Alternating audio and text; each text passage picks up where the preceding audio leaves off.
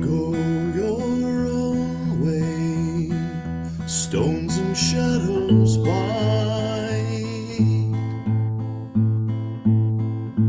willows whisper of darkness deep and wide.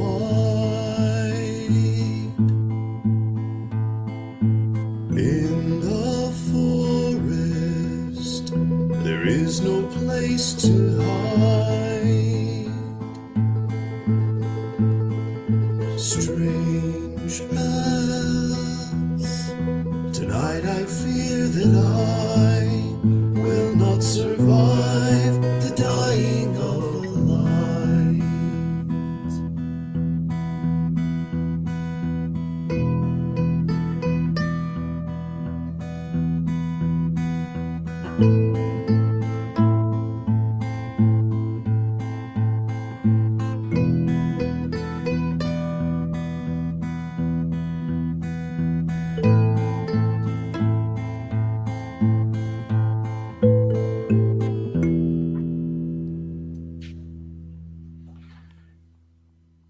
The Dying of the Light, a series from the Starfall Collective.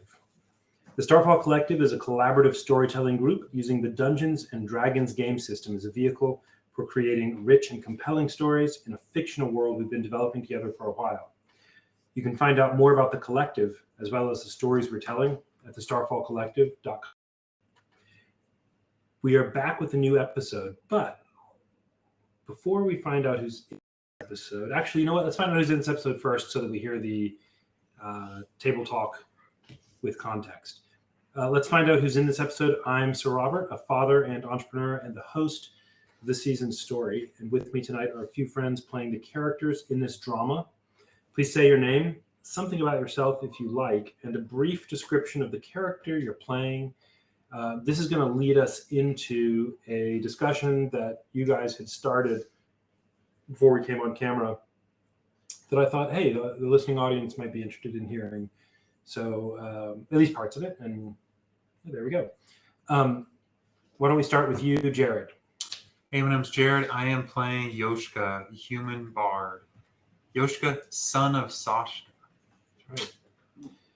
And Dwight? Hey, I'm playing Delvari, the 16-year-old druid human. Okay, great. Why don't we do Patrick next? Wait, hold on. Yeah, my name... Oh, okay, never mind. Sorry, go ahead. Y'all listen a little close. I wanted to make sure. My name is Pat. I am playing the half-orc druid turned police chief, town guard leader, something. I don't know, but that's what he's been doing. Town art leader? Yard? I said guard leader. I'm drawing a mental blank on the word for guard Sharon commander, is- maybe. He was thinking arboreal militia man. Mm-hmm. Yeah, that's the one. Arboreal resistance That's right. trainer. How about you, Jacob? Hi, my name is Jacob Burbridge, and I will be playing Talid, who I believe was retconned into sewage duty between sessions. So that'll play out. We'll talk about that in a second. Yeah. Jake, last episode, and so I asked him ways that people were going, which group he wanted to join, and which, Sewage runs. that's right. And how about you, Matt? Hey, my name is Matthew Talamini. I'm a writer and entrepreneur. Whoa, that's not me. That's Sir Robert. You're the entrepreneur. Let me start over again. Hi, my name is Matthew Talamini. I'm a writer and web developer based in Providence, Rhode Island, and you can find my stuff at MatthewTalamini.com. That's Matthew Talamini and Matthew TALAMINI.com. Boy, that ketamine kicks in fast. What's that?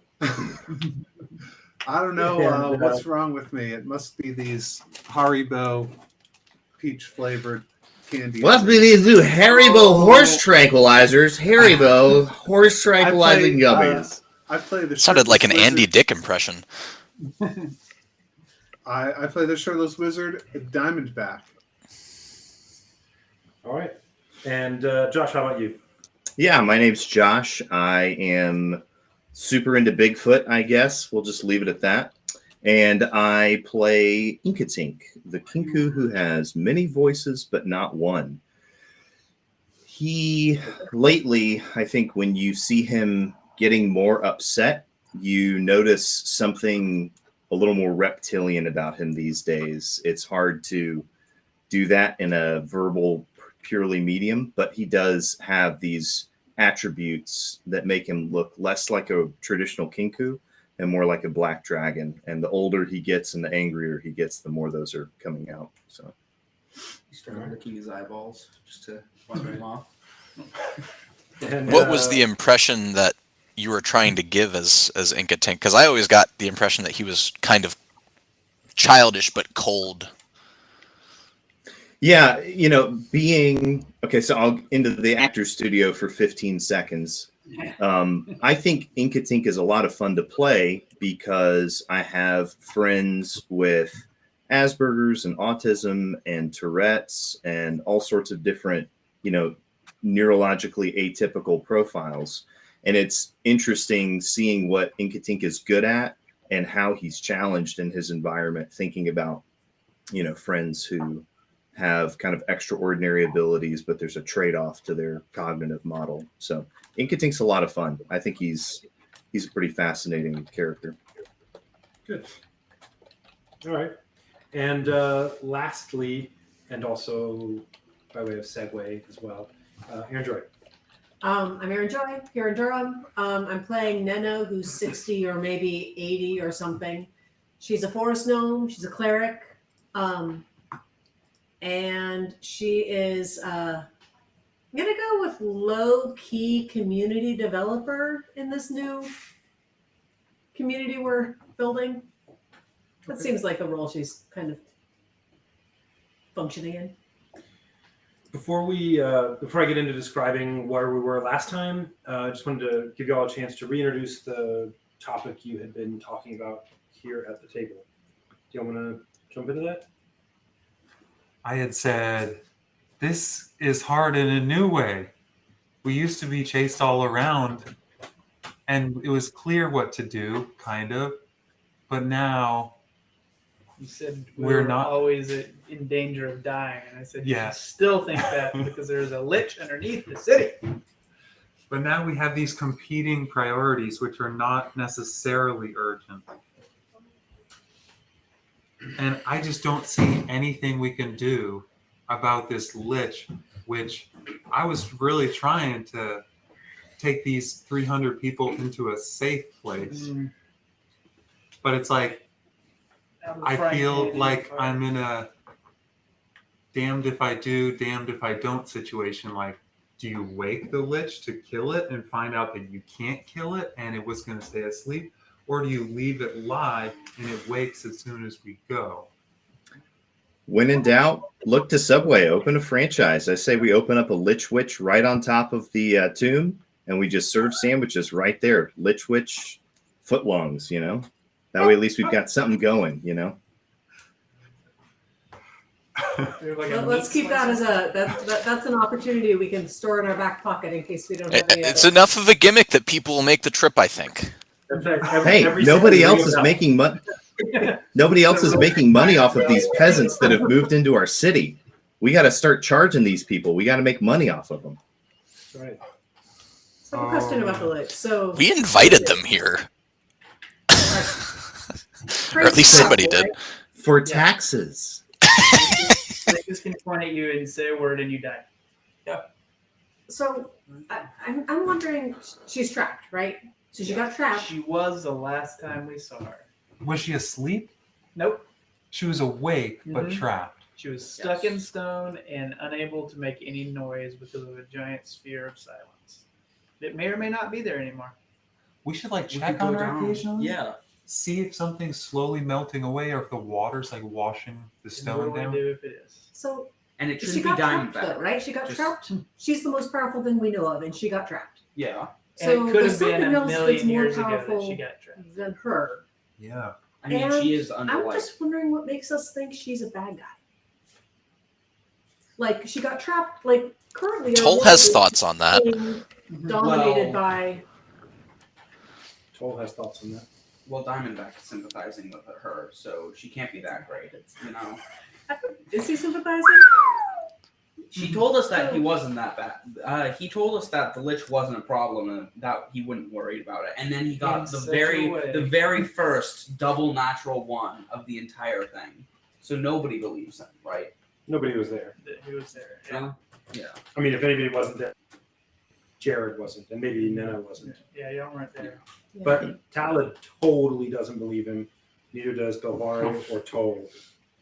What does Well, that And think? the dragon would be of a power level relative to the Lich. So you have encountered something about as powerful as the Lich. The dragon said something about the Lich, and he either said it was more powerful than him, or I don't know. Maybe that wasn't When? what he said. I remember him saying something. He said something about. He said not to worry about the ghost. But isn't the ghost like a spooky projection of the Lich, right? That's what Belvari is assuming. But Yeah. I don't know for sure. Dwight doesn't know. And the ghost said, "Until I come back," or something when it died.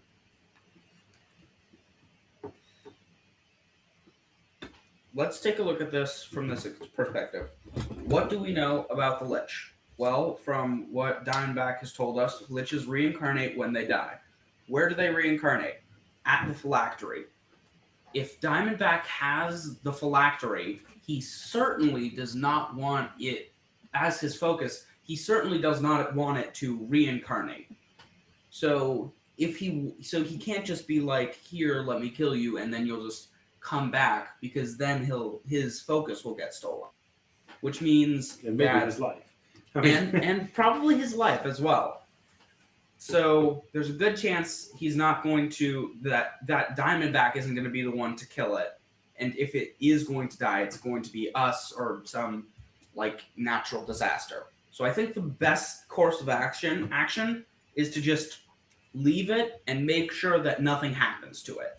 Because right now it's like a vial of smallpox. Sure, we could break the vial so that no more smallpox, but also someone could trip on the floor where the smallpox was and get smallpox, and now everyone has smallpox. Who is our ultimate enemy? Let's give our enemy Diamondback's phylactery. Smallpox.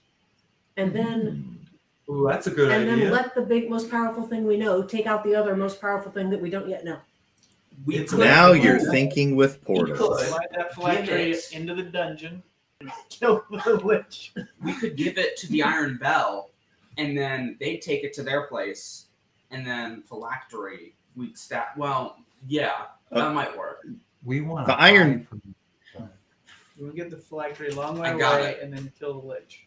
We can And we'll send it pretend to the headwaters. to be like traveling Ooh, merchant yeah. peoples, and then the deliberately so that the Iron Bell sees us and taxes us, and we'll just say, "Oh, here's some coins as well A very as powerful ancient this object. ancient object." We'll pass it off as like a paperweight that's super expensive, made of gold or something. Diamondback will object, but he's also He might not object. Diamondback way in here, but we haven't seen you with it for a long time, and you seem to be the only one of us who's legit not worried. Did you I think like that- already I ship think it that upriver? I think that I'm not there. Or am I? When is this taking place? I thought I left my Yeah, character yeah. out in the woods. I think we're out it's of the game. players talking, not the characters. Oh, I don't think he as wants us the to know that. player Matthew, We should all tackle you and take your phylactery away.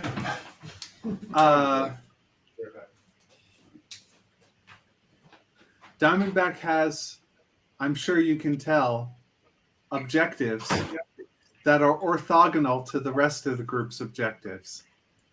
Mm-hmm. So one question that I This have. is something that you could ask Diamondback about, and D&D would tell us how that interaction should go. But as players, we probably can't have a good conversation about it. So Josh would like to pose a question to, probably not Matthew, because Matthew will be all principled and stick to his guns and not answer the question. But everybody else, what do we think about the implications that we are in the land of Garatone, who is presumably a necromancer himself, and this is a female necromancer who has achieved the level of power of a lich, which would put her probably one peg below Garatone, but they are of the same ilk. Do we think that she is an enemy of Garatone? Do we think that this is Garatone's estranged wife or daughter or friend or enemy? We could ask her. We have conflicting data. Possible. We know that, well, we've been told by the Saracon people that the big lake is beyond the Iron Bell's reach, and that the Iron Bell goes there but never returns back. But we also have some conflicting data. The data that conflicts with that is the white blessing stone. At least at some point, someone here was on good terms with them. So you think that the I white think blessing Jacob's stone right. signifies an enduring relationship between which two parties? The Iron Bell gives out those blessing stones when to like help protect a village that is, I don't know, profitable to them or something. And we saw like the snake. The what? The Naga or the I don't know. Whatever snake skeleton people were here first and built the city. the Ananaga. They probably had the stone last, which means that probably the lich is a part of the undead skeleton people, which means that it's not a good idea to send the phylactery upriver and then kill the lich. It's just generally not a good idea to kill the lich.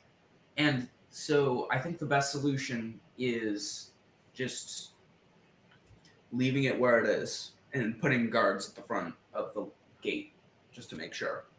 Or just blocking the gate off. Or we build a lich witch and we actually make some money off this thing. No, we can do that too. It's just What like money? We have so much more than we ever would need in those gems. fair. And we don't even have places to spend it. Well, Maybe that's we the should problem. Build a store For what? for spending our money at. That's a good idea. We can spend the money to build the store.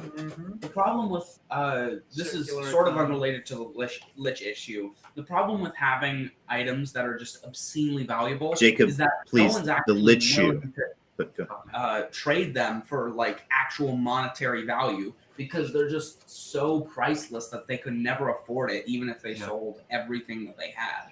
You just won't go on the market. Yeah, and even if we did sell them, who are they going to sell it to? We've essentially screwed someone over because they have nothing else to buy, nothing else to do with it except for, I mean, they could go like be Gollum in the mountains or something. I don't know, but Ring and power. yeah. That's my retirement plan. All right. I just don't see anything we can do except for maybe tell Saracon, like, hey, will you keep an eye out? Yeah. We should probably Maybe get check the on it later. phylactery elsewhere. So we have a whole bunch. This is the danger of the lich dying of old age and then appearing at his phylactery. Yeah. We should make like town hall. We should just like find a town hall area where we'll keep the phylactery and we'll put like guards there or something, and just if people want place. I don't want to put the phylactery anywhere near here. We need to move it away. Well, Okay, that's a Diamondback's fair going to point. want to keep it to use it. Yes. I mean, And- right now, the biggest benefit we've got is that other people don't know about it necessarily. So the best thing I think we could, this is Josh talking, but I think the best thing we could do is hide the ever loving crap out of it. Like, Yeah. hide it, Fair. get it off the grid. Can a lich survive without air? I feel like undead things can survive without air. Because Wasn't it that's the thing. underwater? Yeah, I mean it was underwater for however long. It could be an so amphibious lich. You don't know. totally Just like put a ton of that black stone in the crevice. It'll all mold together, and then nothing will change. We'll all be fine. Killing a lich is like killing a ring wraith, and destroying its phylactery is like destroying the one ring of power. You have to go on a quest. Yeah, They were but talking about we this can like we have all these phylactery options. Not be here, is all I'm saying. If it's not here, then if the lich dies, it doesn't appear here. But the last thing that we want is for that thing to be out of our control and out of our reach and taken by somebody else that can use it against us, right? So why wouldn't you keep it and use it? You don't park an F side of your base and let somebody steal the F-15 and bomb your camp with it, or do a strafing run on your camp, whatever. Yeah, I think another important question too is, will Diamondback give it up? And I don't think he will. No. There's more of us than there are Diamondbacks. Are there though? Are there? So he has undead. If it would protect the city, even maybe, Nena would be happy to take a quest with Diamondback, see what's at the headwaters, because she's sneakily suspicious that that the bell come from the bell, which are the glove that softened the hand of the coven. The headwaters seems to be where all the coven segments meet, and where all the bell keep going back. So, under the suspicion that that's where the root of all of our world's troubles lie, if Diamondback could be persuaded to go with his phylactery, exercise his great and mighty power for the sake of good, I will scamper along behind him, supportively. Okay, that's a good idea. You're gonna need to build a new character, but that's a good idea. You shouldn't Maybe do mostly it moral straight support. from You shouldn't do it straight from Garatone's land. If you're going to do that, go to one of the neighboring sections, like the next section over, and then go to the headwaters, because we can't risk them tracking us back. We need to be outside the quote-unquote geological profile. Like, if it's split up like a pie, and you're going up one way, they're going to, if they see the phylactery and they recognize it, and they're like, hey, that's the phylactery of such and such and such, we should return it. They're going to scan that entire slice for anything that could possibly have to do with a lich or the undead thing or anything like that. That's if they don't recognize it and then correlate it to our slice. So we should do that when we are so far advanced with all of the with all of the defenses and stuff that there's no possible way that they can find us. So Should fortify for a year and then take the trip. yeah. So The other thing we can do is we can start finding more teleportation circles. Try to find some way to get really good at traveling over land. Find teleportation circles. How do we find more teleportation circles? Can we make some? Does anyone have the spell? Not I I. mean, making a teleportation circle just makes a new one and doesn't reveal any.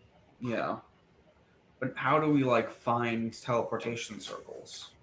I think you walk out the front door and keep walking until you stumble upon a teleportation circle. I have no idea what you crazy people are talking about, but theoretically Morris knows, right? If he's even real. Yeah. All right. Also, he seemed keen on arming us up, which makes me think we might want to just leave the town in the hands of Yoshika's dad, give or take, and go find the rest of our own tokens. Yeah. He's itching Go to back on the use offensive. Maybe the next thing and one get will his. cause a frost giant to appear next to it at random intervals. You say so because you already have your token. Mine so far has not conjured any creatures that can point at you, say a word, and you die. And for the That I record, know I'm currently the weakest character because I can only do level 1 spells unless I keep meaning Neno to have a scene with you where Neno shows Inkatink how to do like level 2 and 3 spells. But anyway, As an aside, it doesn't necessarily kill you. If you have more than 100 hit points, you're okay. It will kill any of us. Okay. have Now that that is all resolved, you Yep. Sure. want to jump in? Yep. Let's do it. All right.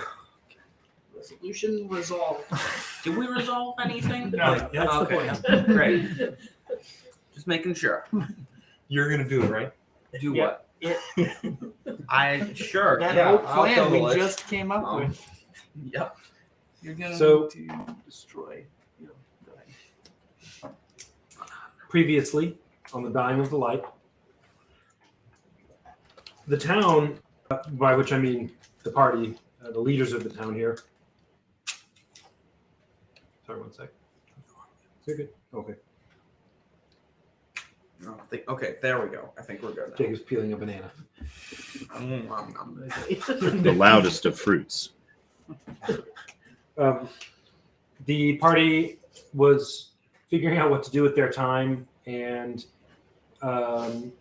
during this particular day, we finished our downtime section that took several weeks. The whole party decided to go travel north in the town to the Saracon borough or whatever, to try to see if Morka knew anything about what was going on with the Lich. She did not. Aaron Joy, Neno, I should say, did not do that though. She went over to see what was happening with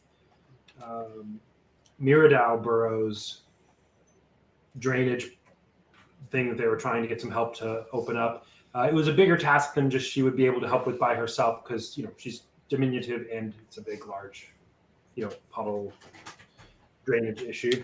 But while she was there, she decided she was talking to the children, talking to people, and one of the things she expressed was an interest in fostering good relations by ferrying things from one place to another, building town community. Splint, Talad, who Jacob wasn't here in the last episode, but I talked to him to see what he would have been doing during this time. He has been spending most of his energy working with the townsfolk. If Toll is in some fashion a sheriff type of person, then it's reasonable to say that Talad is PR manager. Civil engineer. acting something like a civil engineer. He's Teamster. Oh, what? Teamster. Sure. Hey, nice There you mud go, that's pile you better. got there. Shame if anything happened to it. That's right. Talad has expressed some interest in making progressive enhancements to some kind of front gate. He was instrumental in helping the original crew from Miradau build the interior mud walls around the original encampment. And so he's been doing that kind of thing, helping do infrastructure and maybe city planning, but more city execution. So that's where we leave off. We were also about to head out and That's right. Iron Mill. After going to find Morka, the party decided to go and they split up into two different groups. Inkatink and Toll went off to do something. Diamondback, the epitome of stealth, Slunk off. invisibly and completely undetectably to anyone except the eagle-eyed Belvari, slogged off through some mud that, to Diamondback's utter shock, left footprints.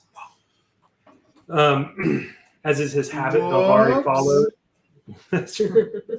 Belvari followed. Did you say Toll and Inkatink? Yeah. Yeah.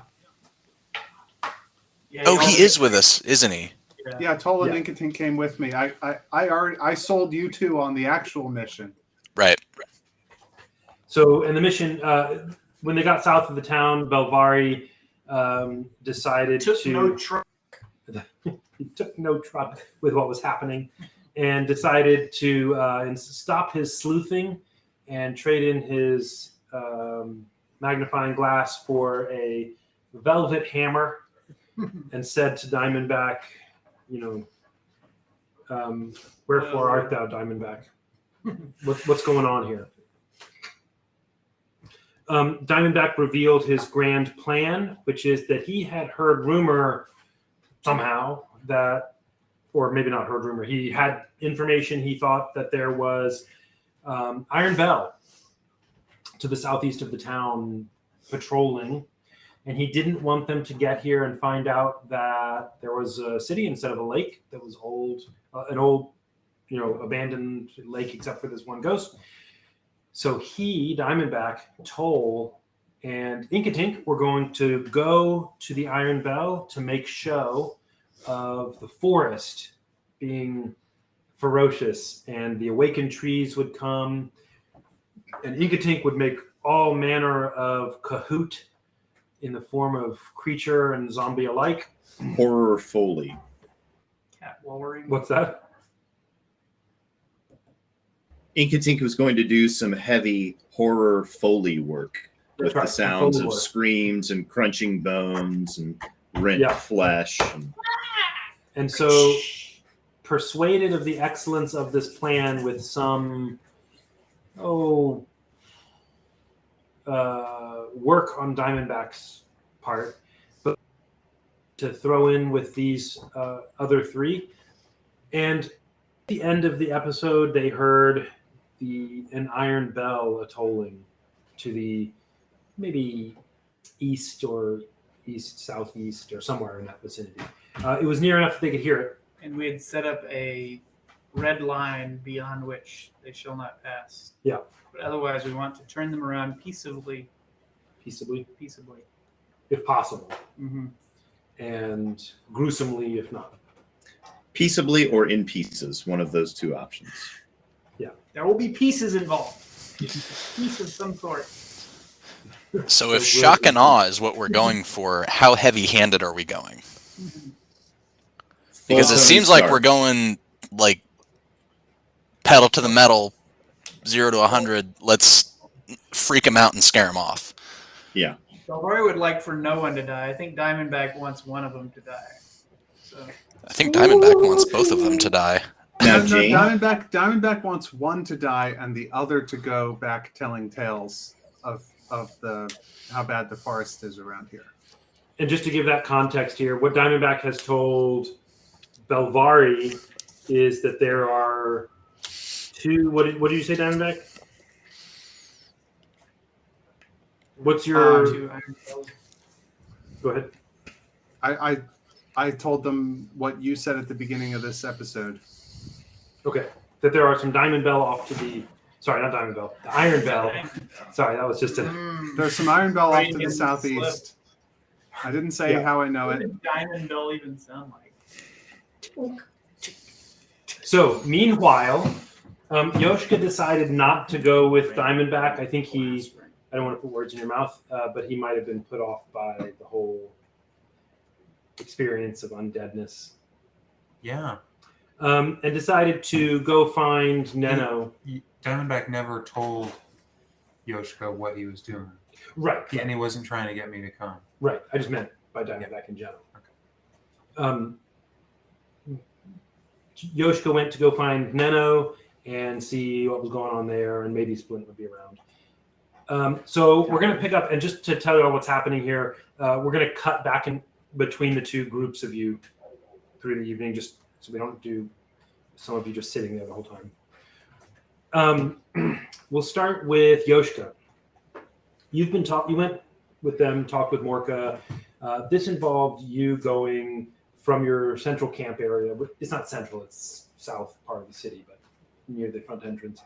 You went northward to the fountain area, and then a little further northward and a little eastward to get to Saracom's burrow.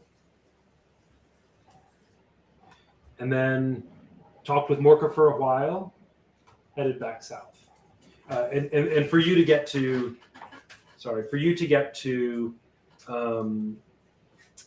Miradow's people, you would have to head south near the entrance, basically, and then skirt the edge of the city to get to where they are to do that. You can't go directly because it's just, I guess you could, but it's not the way you go. It's full of muck and stuff.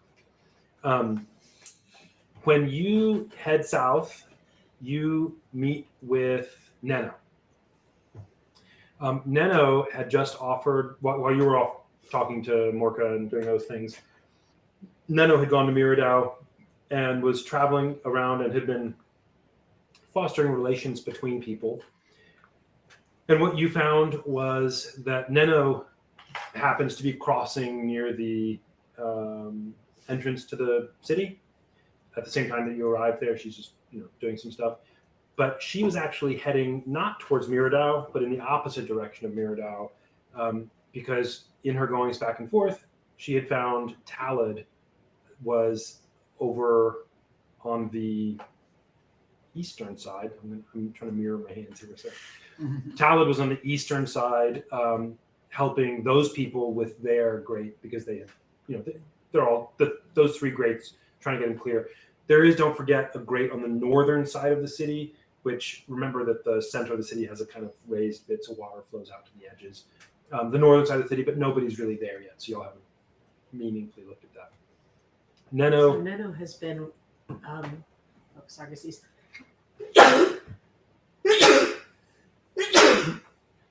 Neno has been working up her courage during all of her travels because she knows that her actual destination for the day is to get to the center where the fountain is, because she intends to pray there. She's just been working up her courage for a number of days, but today she's got it. So when she crosses paths with Yoshka, she's actually heading exactly in the direction he. Well, okay, that sounds good. But the backstory I was going to give you was that Talad is trying, and you can do whatever. I'm just to give you this info. Talad is trying to help them clear the drain, but needs help from whichever of y'all will help, and has said that after that he wants to go help Miradow as well. But he had already been over here, so. That said, welcome to do whatever, but you know that you talked to Talad as you went back and forth. So you're welcome to do whatever, but that's where Talad is and what he's doing. Okay, so Yoshka comes across Neno, but not Talad. Okay. Having had such a hard time summoning up her courage, she's happy for another half-day delay. But that's her destination. That's where she has no interest in hanging around and helping clear things for the eternity. She's got to pray. Okay. Well, Neno, how is it with you? What are you off to? I'm going to find the fountain, and I'm going to see if my God will help. I can ask, at least. Thank you. I am off with Inkatink today, I believe, if he hasn't slipped away into the darkness. Sorry, and you were going to help. You can change your mind, but I think you had said you were going to try to help with the drains. Is that what you had said? I thought we already did that. No. You left Morka, and we're going to go do that. Ah, okay. And we're picking up with you just like having just left Morka. Okay. Well, my mind is different now than a week ago.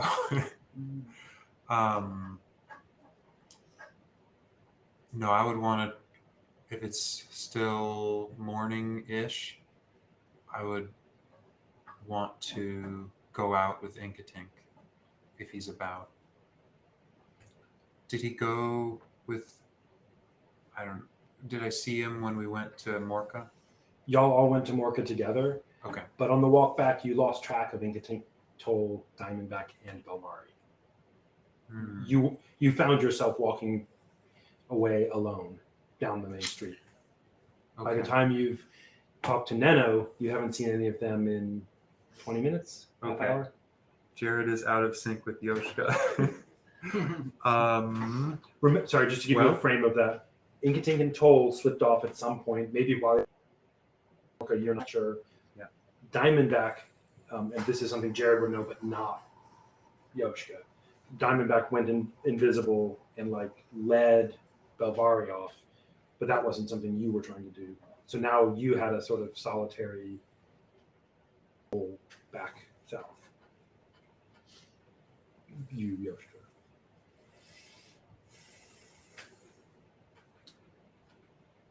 Do you wish to pray alone, or I don't know how to pray, but it's something to do alone, is it not? You can pray, I can pray, we can pray together, but I sure wouldn't mind the company trying to find the place. Okay, why don't I take you down? So y'all are gonna head north back to the fountain. It's not that far a walk, 20 minutes or so, 25 minutes. You're just heading up the street for a number of blocks.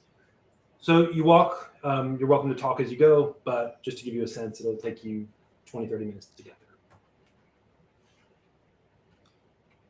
I've been thinking to pray as well, but I don't know who to speak to. How do you do it? Oh, I'll show you what I do when we get there.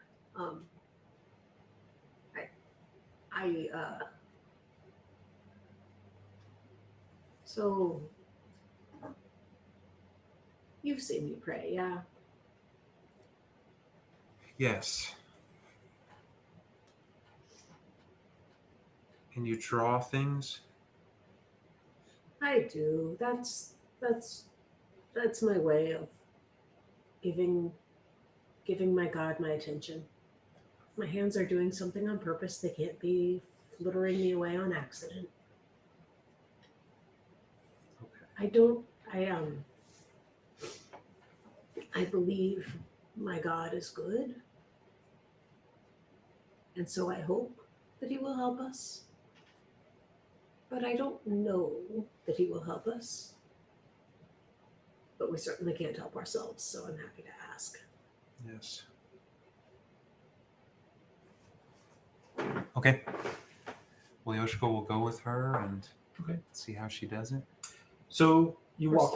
For storytelling purposes, Mhm. if it is good for us to be with Talid, I'm happy for us to come up against an obstacle and we have to go get him to rock our way into where we need to be. He'll be working with those townfolk for a while. You probably have, depending on exactly what happens and what you're doing, you probably have time to pray. I'm guessing it's not going to be for 9 hours or something. Oh, I assumed I would be praying and then not coming back out. Okay. Well, praying where? At the fountain? Well, I don't know. Nano doesn't know because she's never been there. Well, yeah, you don't need to. Talent has stuff to do, so you can do whatever you're doing. You walk north. You want me to? We can allied to where you arrive. Okay. So you enter the sort of main plaza, square, piazza, and the fountain is there. It is in decent shape. It's got the black stone. I say decent shape, I just mean it just looks like everything else. It's made of this stone. Water is coming up. It's got several tiers of down and kind of almost seems to increase in volume as it comes. Flows out and goes in the 4 directions out of this piazza. Above the center of the fountain is floating one of these obelisks with symbols carved into it. You recognize the kind of obelisk, white floating stone. All right, Yoshiko, you've been underground, right? How do we get there? No, I haven't. Oh, no. Oh. Well, we'll find it eventually. And she just starts poking around at things and walking in a circle and looking for cracks and And just to remind the players and listeners, the ones who went there were Diamondback, Belvari, Talbot, and Toll. Didn't they go sleeping on their way up to Toll was back at camp, rejuvenating from. That's right. It was just Diamondback, Bavari, and Talad. Didn't the whole crew go through there on their way up? And Through the underground bit. yeah, because We went Yeah, past. they just went on the surface. They just walked on the town. Inkatink panicked and and he like filled started and- patching things. Yeah. So Yoshika could say, Belvari was patching this crack in the Belvari ground was not in the patching stone. Inkatink Inkatink was? was. Oh yeah. Okay. Oh, was he? Okay, well there we go. Is she? And there's a big mound of earth. Okay. Where he was putting stuff on. Well, she immediately starts to undo that work then, because she has no interest in being above ground. Do you have? And what's Sorry, go ahead. what's the relationship between the fountain and that crack? So the fountain is at approximately the center of this piazza bit. The crack is over towards one side of the piazza, not a particularly notable side, and it was just a fissure in the ground. Inkatink was using mold earth, shape earth, I think actually. Okay. Whichever one's the lesser one of the two. I don't know which. What is it? Mold earth, which lets you put 5 cubic foot blocks on top. So it's got a hill of whatever he spent several minutes doing it. You can do about 5 cubic feet per several seconds, 10 seconds, 6 seconds. So. That's where Inkatink said the Queen of the Dead is, but wouldn't you rather pray by the fountain? Any water is good, but my God is the God of the underground water. Oh. Okay. It's such a big request. I want to go be with him in his territory. Okay. Oh, that sweetie Inkatink. So much work to undo, so much work. I don't think she has any. I'm looking at her spell list. I don't see anything that I recognize as being useful to undo what he's done. So she will just start scraping away. This is a big old task.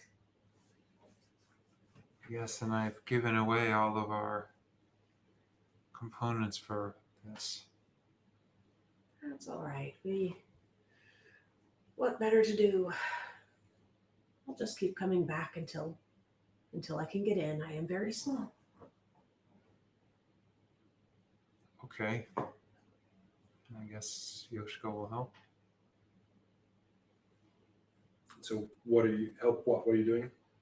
Dig the hole Yeah, open again? Scraping away the dirt, hoping to get to it. Inkatink, tell me, or Josh, can you hear? Tell me, describe for me what Inkatink did with the earth here. I want to get a sense of scale so I can know what they're attempting to undo. Yeah, so he didn't pile a almighty amount of dirt on. He just wanted to cover it up and smooth it out. But he did leave a skull and crossbones indicator where you get in. So I don't think he was clever enough to mismark the entrance or anything. Okay. So I didn't remember that detail, sorry. You find the skull and crossbones sort of drawing, I guess, or molded earth sculpture. And you want to dig down there. It sounds like from what he said, you are above the level of the ground by a couple of feet. Is that fair? Okay. Does that sound good? Sure. Okay. So the two of you, it's not really hard. It's the muck from the town. You scraped off some places and you get there. You dig and dig and dig. And finally, it takes you, I don't know, probably 10 minutes. You don't have any tools. You're going with roughly loose soil, but it takes you 10-ish minutes.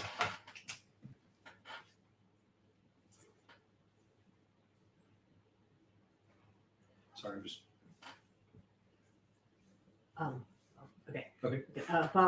While we're digging is an opportunity for Neno to explain to Yoshika. Yeah. Do you want to do that? Sure.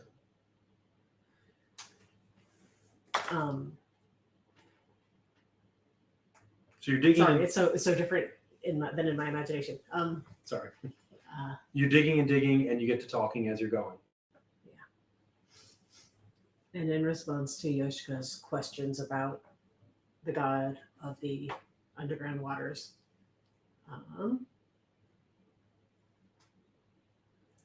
Nino tells him a story, which maybe she's told the other people around a prior campfire, but Yoshika's never heard.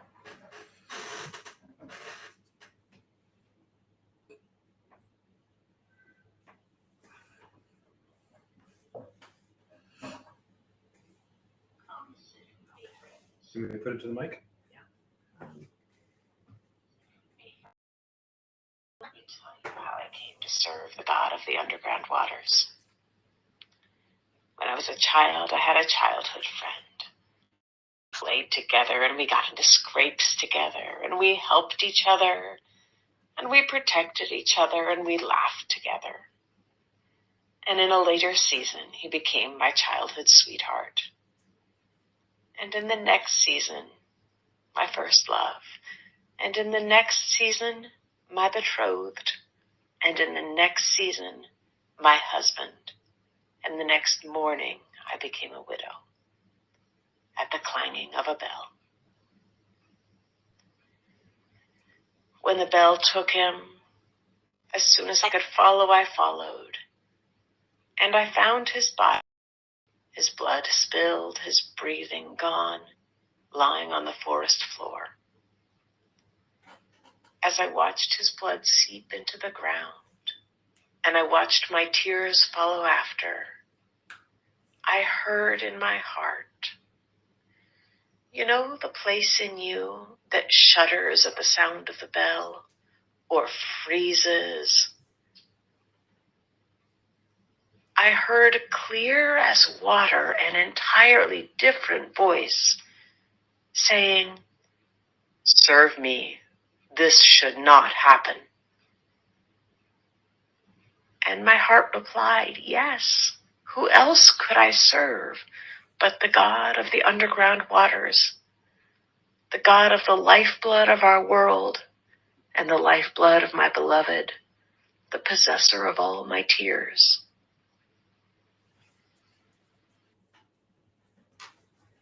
So Neno tells this story to Yoshika as the hole is opening up right at their feet, and as she is The hole that you're digging, the dirt is opening up.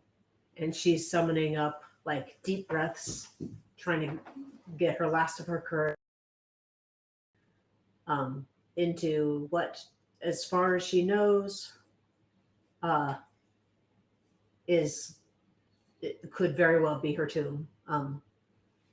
There's apparently a threat down there that is beyond her understanding. And also, a god in whom she has no evidence that he would support her cause. Just hope. But if she's wrong and she's misjudged him, that also would be reason for it to be her tomb. So, well, Yoshika, I can do it. I am going to be not afraid. Any minute now, I'm going to be not afraid. I might be not afraid when I'm down there. I might start out afraid, and then when I get down there, maybe I'll be not afraid. But here I go. You can come or not. And she slips in and... Sorry, you're digging the hole still. Nope. You're digging the hole still, and you get to the floor, and it's a solid stone of the outside. Oh, you just really are not letting my imagination go in any of the directions that I'm working so hard for it to go. Okay. That's not how they said it was. No, it's not. You just There's no water down here. This is just rock. Oh. Perhaps we should bring the others back. Maybe they can help me get in. You've never been, I've never been. We need to come with somebody who's been.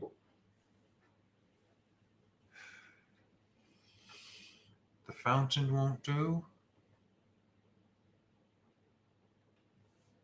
I can pray anywhere. The dirt will do, the sky will do, but Okay. I want to worship my God in his place, in his way.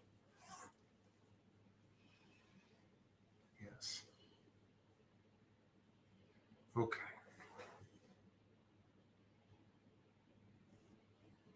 Well, perhaps I should go help Merida.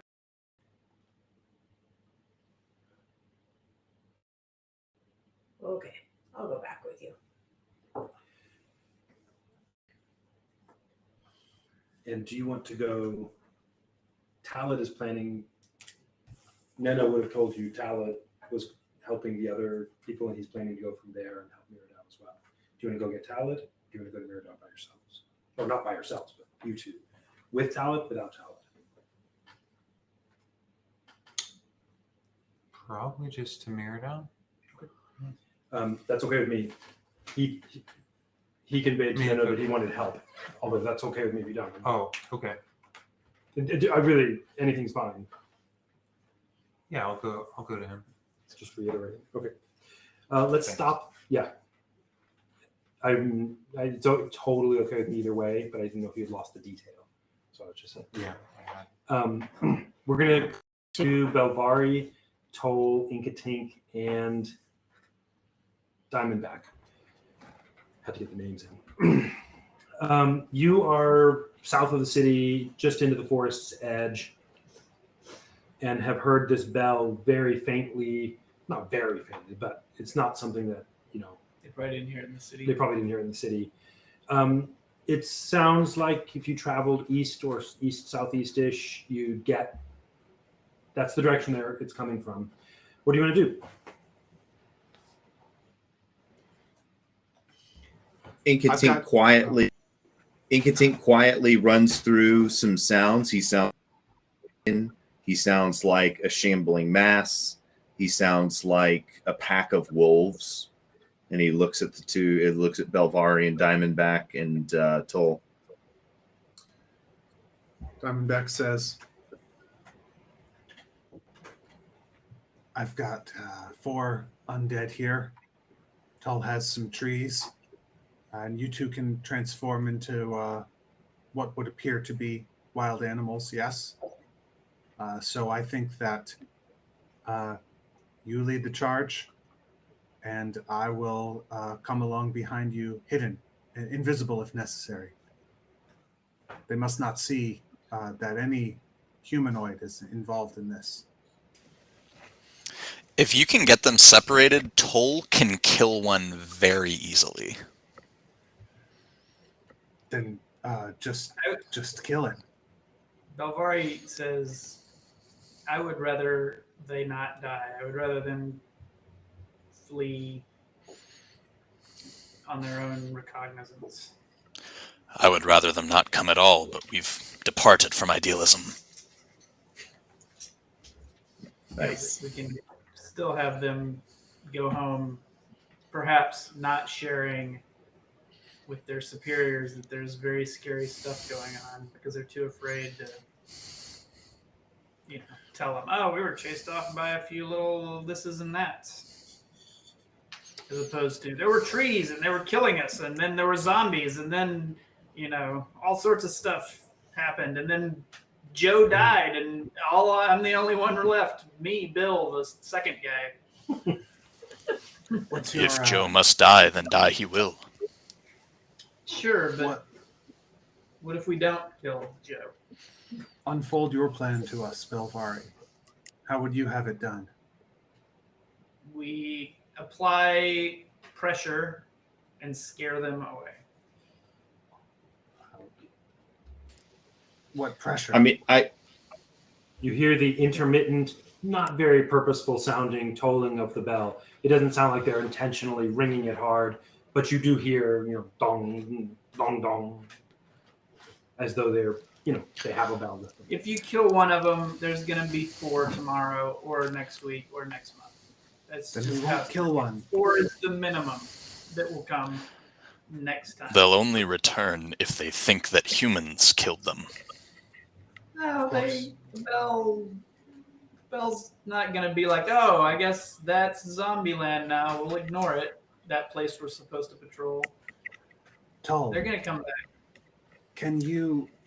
is there any way to move the trees around that would confuse them and turn them around? I suppose we don't have enough ambulatory trees to enact such a plan. No, but I was going to send them just outside the vision of the bell to give them the impression that the forest is alive and not welcoming. Yeah, let's do that. But try not to, kill Joe. The trees will not attack. All right. Patrick, will you turn your mic down just a hair, maybe 15%? Yeah. Or, otherwise adjust it, such. What if we... Inkatink says, well, I'm with you fellers. How's that? Not too quiet? Yeah, that's all right. It's good. All right. What if we attack with trees and then have the trees injure them some, and then go away, as though the trees were just passing through and attacking opportunistically, and then while they're resting to recover from the tree attack again, but with zombies, and I feel like living bring them trees almost to the edge of death, and then they'll run. Living trees and zombies are investigatable offenses. I mean, just imagine you're running a patrol. You're, what's his name? The guy that... Yeah. Spolash? No, yeah, boss. Spolat. Imagine you're Spolash. You got 12 yats going out, left, right, center, and one of them comes back, just one instead of 2, and says, hey, we were attacked by trees. And then when we thought that was over, zombies attacked us. Do you think Spolash is going to be like, oh, okay, let's stop sending patrols there, which is what we want? Now, to be fair, we did have this conversation previously, and we had come to a conclusion about all this. I didn't want us to have this conversation recreationally if the bell or walk past us while we argue our way through this over again. Yeah, Diamondback is willing to do it however Belvari wants. Yeah. As a plan A at least. Send a pack of wolves to them. How many is a pack? Pack is 8 wolves plus myself as a wolf, so 9 wolves. And I'll sound like more wolves. I'll sound like more wolves in the woodline. So you want to... Maybe the trees, stealthily move in. If that doesn't work, they're starting to make it towards our red line that we say we do not want them to cross. Then the zombies. I just feel like zombies send a bigger patrol. See what's causing these zombies. All right. How narrow is this path that we don't want them to cross? Not as narrow as his attitude about zombies. It's not a path. We just said if they come It's within, just a line. If they come within like 100 meters of the lake edge. Yeah, I was going to say, because if there's a choke point, there are many ways Toll could block it off. I think there's no choke point. Yeah, I think they would just... There's kind of a road or whatever, but I think they would just walk around into the woods. They're just in the woods somewhere. Yeah. There's no meaningful road that you can see. Gotcha. So you want to try to drive them away with the pack of wolves? Yeah. Sorry, go ahead, Diamondback. I have a cause fear spell, so it may be which I can cast from 60 feet away. So if maybe we can synchronize. I'll hide. I'll get super hidden up in a tree or something, and then you sick the wolves on them, and at the same time that the wolves hit them, I cast Cause Fear on one of them. Nice. It's good. So y'all want to head off, or do you want to? Yeah. Belvari, are you going to summon wolves? How does this work exactly? Yeah. They last for an hour. Okay. So I'm gonna wait till I'm a little closer. And are they They're real wolves Fey, that come? They're Fey wolves. So they sort of manifest. They Yeah. appear. Okay, sounds good. So yeah, go ahead. Were you going to say something, Matt? I was just going to say, there's not much point in me being invisible to cast the spell because my invisibility will vanish as soon as I attack them. Okay. You hear intermittently, like I said, jangling of a bell. It's off in the distance, but it gives you a pretty good sense of the direction to go. It's not like hard to figure out which direction. About how far away? You would guess it's going to take you half an hour, 45 minutes to get there. Okay. Just rough estimate from the sound. When we're like, oh wait, I have to cast them. Yeah. So when we're like 10 minutes away, I'll summon them and stuff into a wolf. Mr. Dungeon Master, Yeah. the text of the spell that I want to cast says the target must succeed on a wisdom saving throw or become frightened of you until the spell ends. But I don't want to be seen by them. I don't want them to know that I'm there. Can I cast the spell such that they're afraid of the wolves around them? No, they'll have a dread that is displaced. Okay. Which is fine. If they see you, it'll be of you. Otherwise, it'll be like something bad. Okay. Unless you've got components for minor illusion, Also, which but also I because think I do. Frightened is a condition in the rules, which means they have to run away from me, from the thing that they're frightened of, which sort of requires that they know where I am, but I don't want them to know where I am. So I am sort of asking you to be a little bit lax on the rules. I feel like if you cast minor illusion, that's like a perfect combo. Right? Because they'll know they're looking at something that scares them, but they don't recognize it as you. Yeah, I don't have anything like that. Tull has minor illusion. I do. Yeah. So does Inkatink.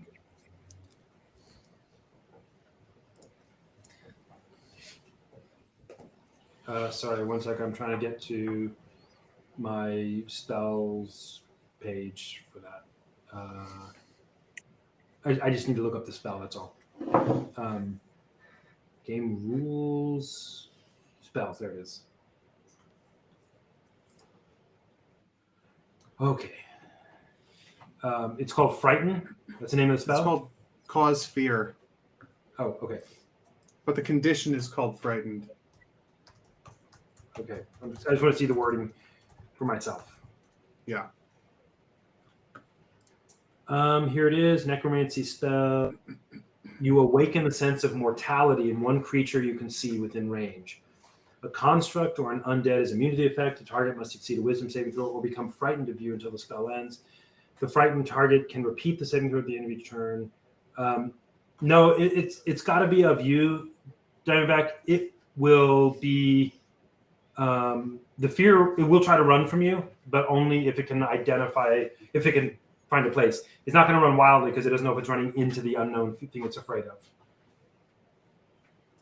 Yeah. Yeah, and the frightened condition doesn't really work if I'm hidden as well. Yeah. But we don't want them to see me because then they'll come back talking about a necromancer, a super cool Chris Angel necromancer with no shirt on. That's right. They'll be telling tales of my awesomeness. I'll lead a feed the purpose. And that wouldn't do. Now, believe it or not, not only did this guy have no shirt on, he was on fire. On fire, I'm telling you. So you're 10 minutes away. Belvar, you want to do your... Yeah, I'll cast summon animals. Okay. Summoning a pack of wolves. And yeah, will so I'm myself- just hidden near. I'm just hidden nearby. And Inkating told y'all want to wait 10 minutes away, or do you want to kind of sneak behind, following him up at a distance, or what? No, I'm following and I need to stay close by, but just behind because I need to sound like more wolves closing in. So I'm gonna come from, like several hundred yards away and Mhm. sound like I'm coming in, like I'm another entire set of 6, 7, 8 wolves closing in too. Okay. Toll, what about you? I'm sorry, what was the question? Are you following at a distance? Are you waiting here until Belvara gets back with report, or what? I'll go. I can use wild shape if I have to, so that seems like it might be useful. Okay. And Yeah, Diamondback, wild you're shape gonna- into a wolf and help out. If I wild shape, I can't use my staff or command my trees, presumably. So I'm gonna hold off on yeah. that. Okay. Yeah. Diamondback, and We'll what are see you how gonna the do? wolves do. Okay. You want to hang out here? Diamondback is going to hide nearby, I think. I think I have a power to turn into a snake, but I don't think it's very well defined. We had to have a conversation about it that I don't think we ever had. Okay. But I think Belvari would not agree to wolves plus a snake, the same way he wouldn't agree Okay. to wolves plus trees or wolves plus zombies. So like we'll go with the wolves first and see what happens. Okay, and that sounds good. So, how do you want to come in? You want to come in hot, wolves, rawr, No, I'm gonna sneak up as my wolf, and leaving do the what? pack behind. Just leaving the see- pack behind. Yeah, see what they're. Okay. See what I can see. The rest of you do not see what Belvari sees. He, Inkadink, you're waiting for your cue. Belvari, Listening carefully. Yeah, listening carefully. Belvari, you see what appears to be a mean-looking human Iron Bell captain as you come into this place where they are. This captain is sitting down and kind of barking some orders. Do this, remember. With him, you see a large boar, like a living wild boar. And there are two thugs, like these two Iron Bell, Yat-ish sorts of people who seem to be taking little bits of components, and the boar has been strapped really hard.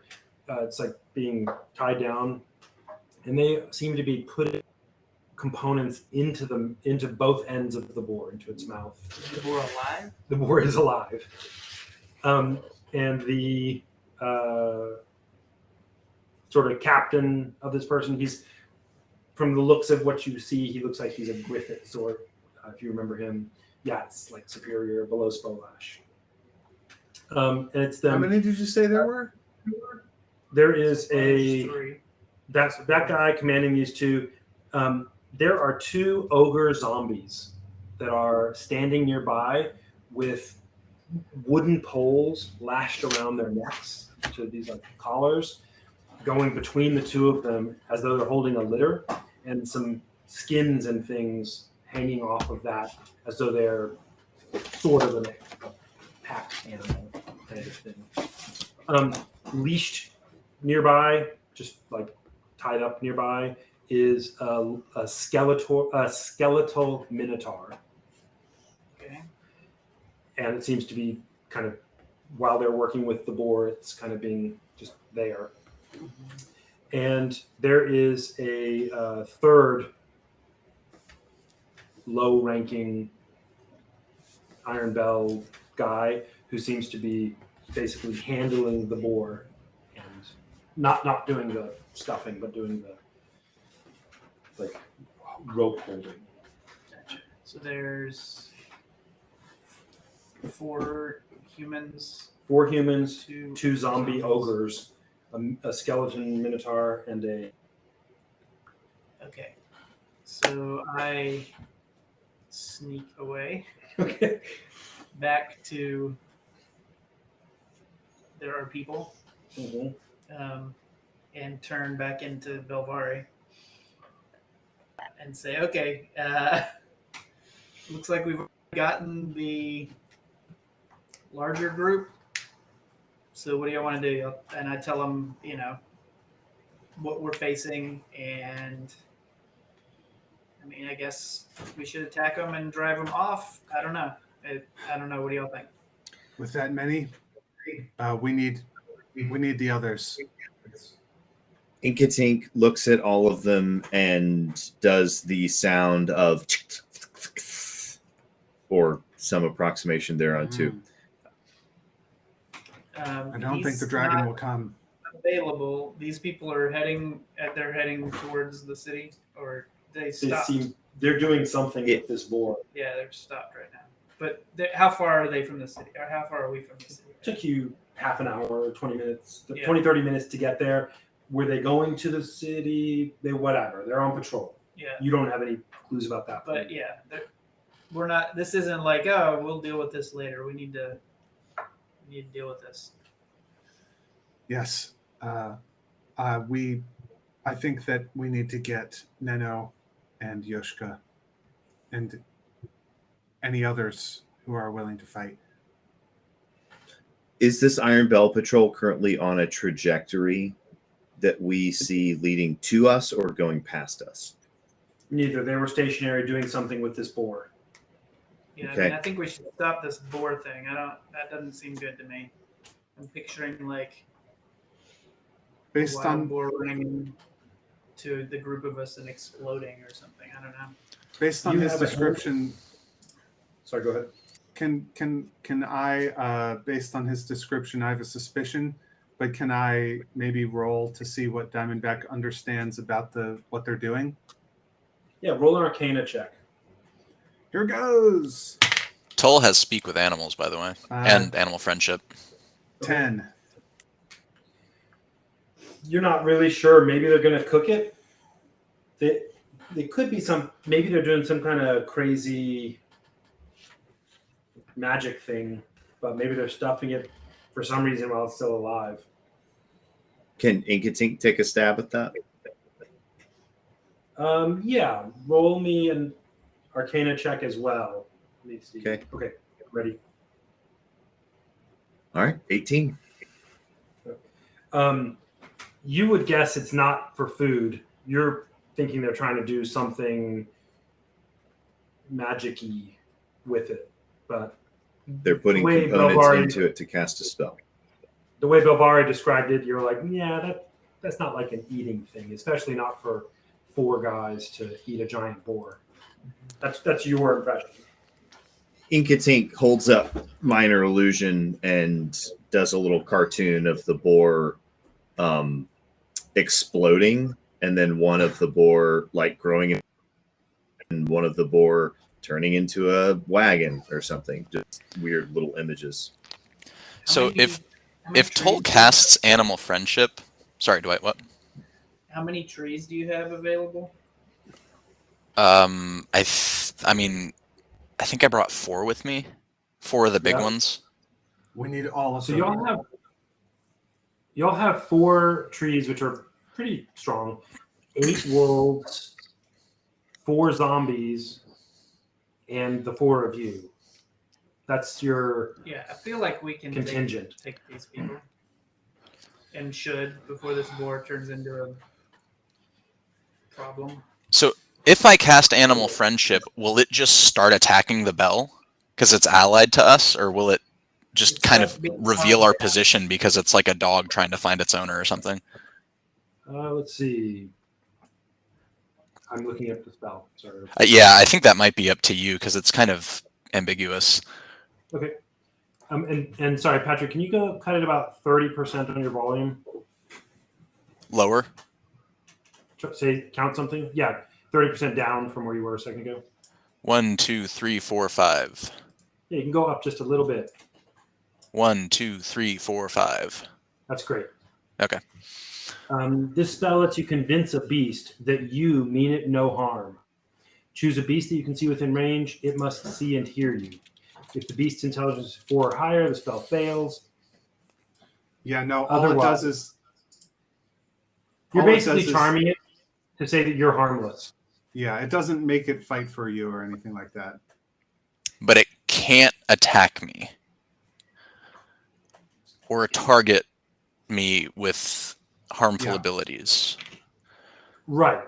And unless somebody in your party you or one of your companions harms them, in which case the spell ends. Does anyone have turn undead? I have the opposite of that. Does that make the undead your friend? Does it attract the undead to you? No, I have. Uh, I can. Yeah, but No, I can give. I can. components. People have components. it's not. I can give 4 of us protection from good and evil before we go in, which will give all the undead creatures disadvantage. That's good. That would be awesome. It looks like they've got several different zombies, so the zombies at least would have trouble hitting us if we had that. So what do y'all think? Do y'all want to go back and possibly this boar becomes more powerful, or do y'all want to hit him fast? Well, which Probably do you think hit is it. more powerful? The boar after whatever they've done, or Yoshka plus Neno plus perhaps the hunter or others who might come with us? I mean, I don't know what this board is going to do, but there were a lot of components going into it, so I feel like it's not going to be like a damp squid. Oh, I didn't see it, and you did. I will. I'll let you make the call. Well, let's go get him. Let's do it. Roll initiative. That's right. We will roll initiative, but Here's first, what I vote. But sorry, what? I'm gonna say, but here's what I vote. I'm going to use before we start. Oh no, it's a concentration spell. I can only do it on one of us. Who's our tank? Tall, buddy. Have I got a deal for you? Tall, I'm giving you before we go. Diamondback comes up to you. He says, "This is an ancient snake clan spell that will offer you some protection from the ravages of any undead, such as Belvari described." And he does some snaky stuff. And In the you background, get- Inkatink goes. You guys have to help me remember that I'm using concentration to maintain this spell on Tall. I will help you remember. Until the spell ends, one willing creature you touch is protected against certain type of creatures, aberrations, celestials, elementals, fae, fiends, and undead. The protection grants several benefits. Creatures of those types have disadvantage on attack rolls against the target. The target also can't be charmed, frightened, or possessed by them. Okay. So roll initiative, but before you do, we're going to cut back to the other team. Okay. Before we roll initiative, I will cast Animal Friendship on the boar because, like, why not? Okay. Can we sneak and try to get a? Yeah, we want to try and get a surprise attack on them. Sure. Yeah, we can do that when we come back. You guys, meanwhile, back at the ranch. Yoshka and Neno travel. You're not sure what to make of your inability to find the fissure, but hey, there it was. I did put the mark on 2 different places. I'm remembering, so maybe we just did it the wrong place. But we don't know that. Yoshka and Neno don't. So You travel southward and south a bit. It's not very far. You make it to where Talad is. Talad, you've been helping these folk. They're kind of river folky. That's why they wanted one of these grates, is because they like the idea of being right there where the water's flowing. The grate is it comes to a part where the wall it's further out from the buildings, as the wall is everywhere. There's this kind of road. But where it goes to the drain, I say grate, but I mean the drain. Where it goes to the drain, the water is kind of deep. It's pooled up and clearly clogged. These people have done some work on it, and what they're able to tell is that it is clogged by great leaves. So over some time, some great leaves from the great trees above that have fallen have gotten pulled and kind of blocked here. You can see a little bit of them sticking up above the water. They're not like in great shape. They're not like brand new leaves. They've probably been there, They're leaves not in the decayed sewer, all the so way. yeah. Sorry, say it. They're leaves in the sewer, so Yeah. definitely not pristine. Yeah, it's not really a sewer exactly. It's just a grate. It's like a grate that would go into the sewer. Yeah. But this part's not like sewage. Yeah. But basically, they are asking you if you will help them by. They're not exactly sure what the best way is, but if you can puncture the leaves and get the water to start draining through them, there's clearly some kind of great work behind it. You can see parts of it that there seems to be two parts of the grate. There's these black strips of stone, and it seems to be crossed with some kind of metal stuff. It's sticking out here and there at points. You can see that it's like a grate that's intended for, to keep stuff from like getting down there that they don't want to when it rains. They've got it rigged up. Are y'all willing to help? Yeah. Yoshika? Are we not already? Oh, we're there. Yep. Yeah. Okay. They offer you, because the water is, so deep. Depending on where you are, it's a pool. They offer you some water breathing components that they have in case you need to dive down, get stuff. I'll take one. Okay. Yeah. All right. It's not that hard. You go in there. It's dark. It's murky, I should say. It's not dark. It's just murky water. You can feel the grating behind the kind of, how leaves get like, when they get a little slimy, they're disintegrating, liquefying sort of. You can feel behind them the grate. It's not, it's what it looks like. And you can start poking holes. That's what they requested, gave you some sticks. If you roll a survival check for me, each one of you. Oh, yeah. Here. My guy's closed. 11. I poke 11 holes in 11 leaves. Mine is your thing. How many leaves are there? 3 billion? These are great leaves. 9 total. You rolled a 9. 6. This wasn't that hard, but Neno had a little bit of a struggle poking the holes, but you're breathing water, so you're not like feeling badly or anything. You're not drowning or anything. No, you're You're supposed just, like, to use the sharp in part there. of the blade. So giving you these sticks, you are able to poke some holes. Yoshika gets a lot more in there because he's just doing it. Talad less. Neno, you're also helpful. At some Sure. is a 6. Good effort. You're there. Participation award. That's right.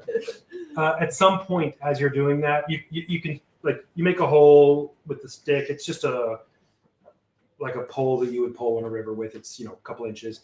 You make a hole. Some water's draining out. When you make it to the top, it's easier to poke the hole. Near the bottom, you got to kind of wiggle through some stuff and get it. The water drains out.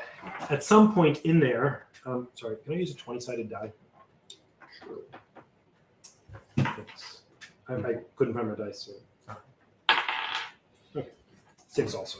At some point in there, the water starts rushing a little bit faster, and the leaf you've poked enough holes in it, the pressure's going through, it sort of disintegrates.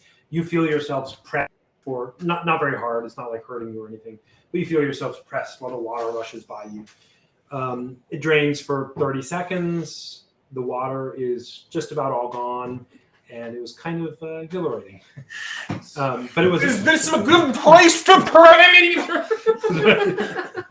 That was great. Very good. So, and it takes, like I said, not very long. The leaves disintegrate.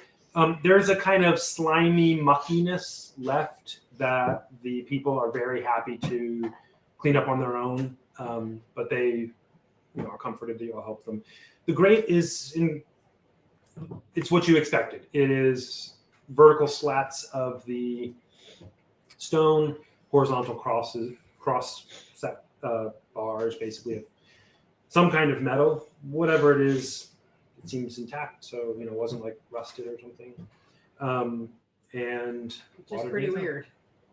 It was something that wasn't subject to it, I guess, or something. Yeah, but there's metal.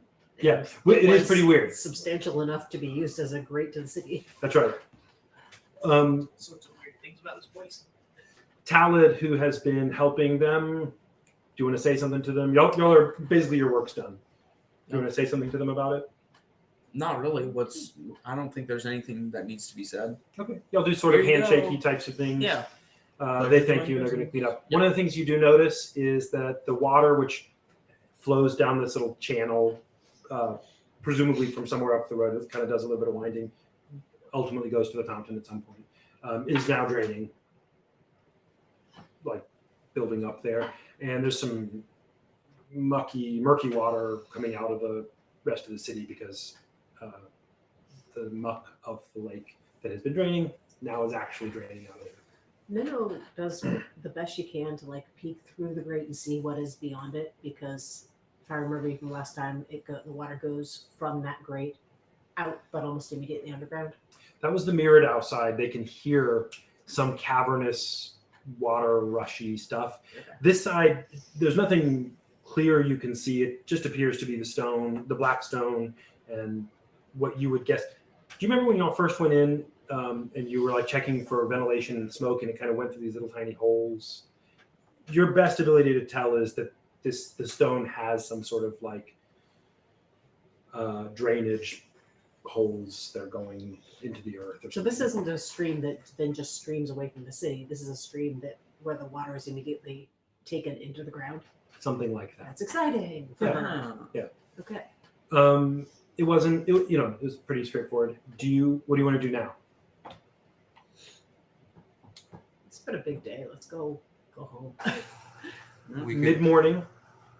Really? Yeah. And Miradau would also like your help. You can do that at a different time. They have the same great issues. I'll go help Miradau.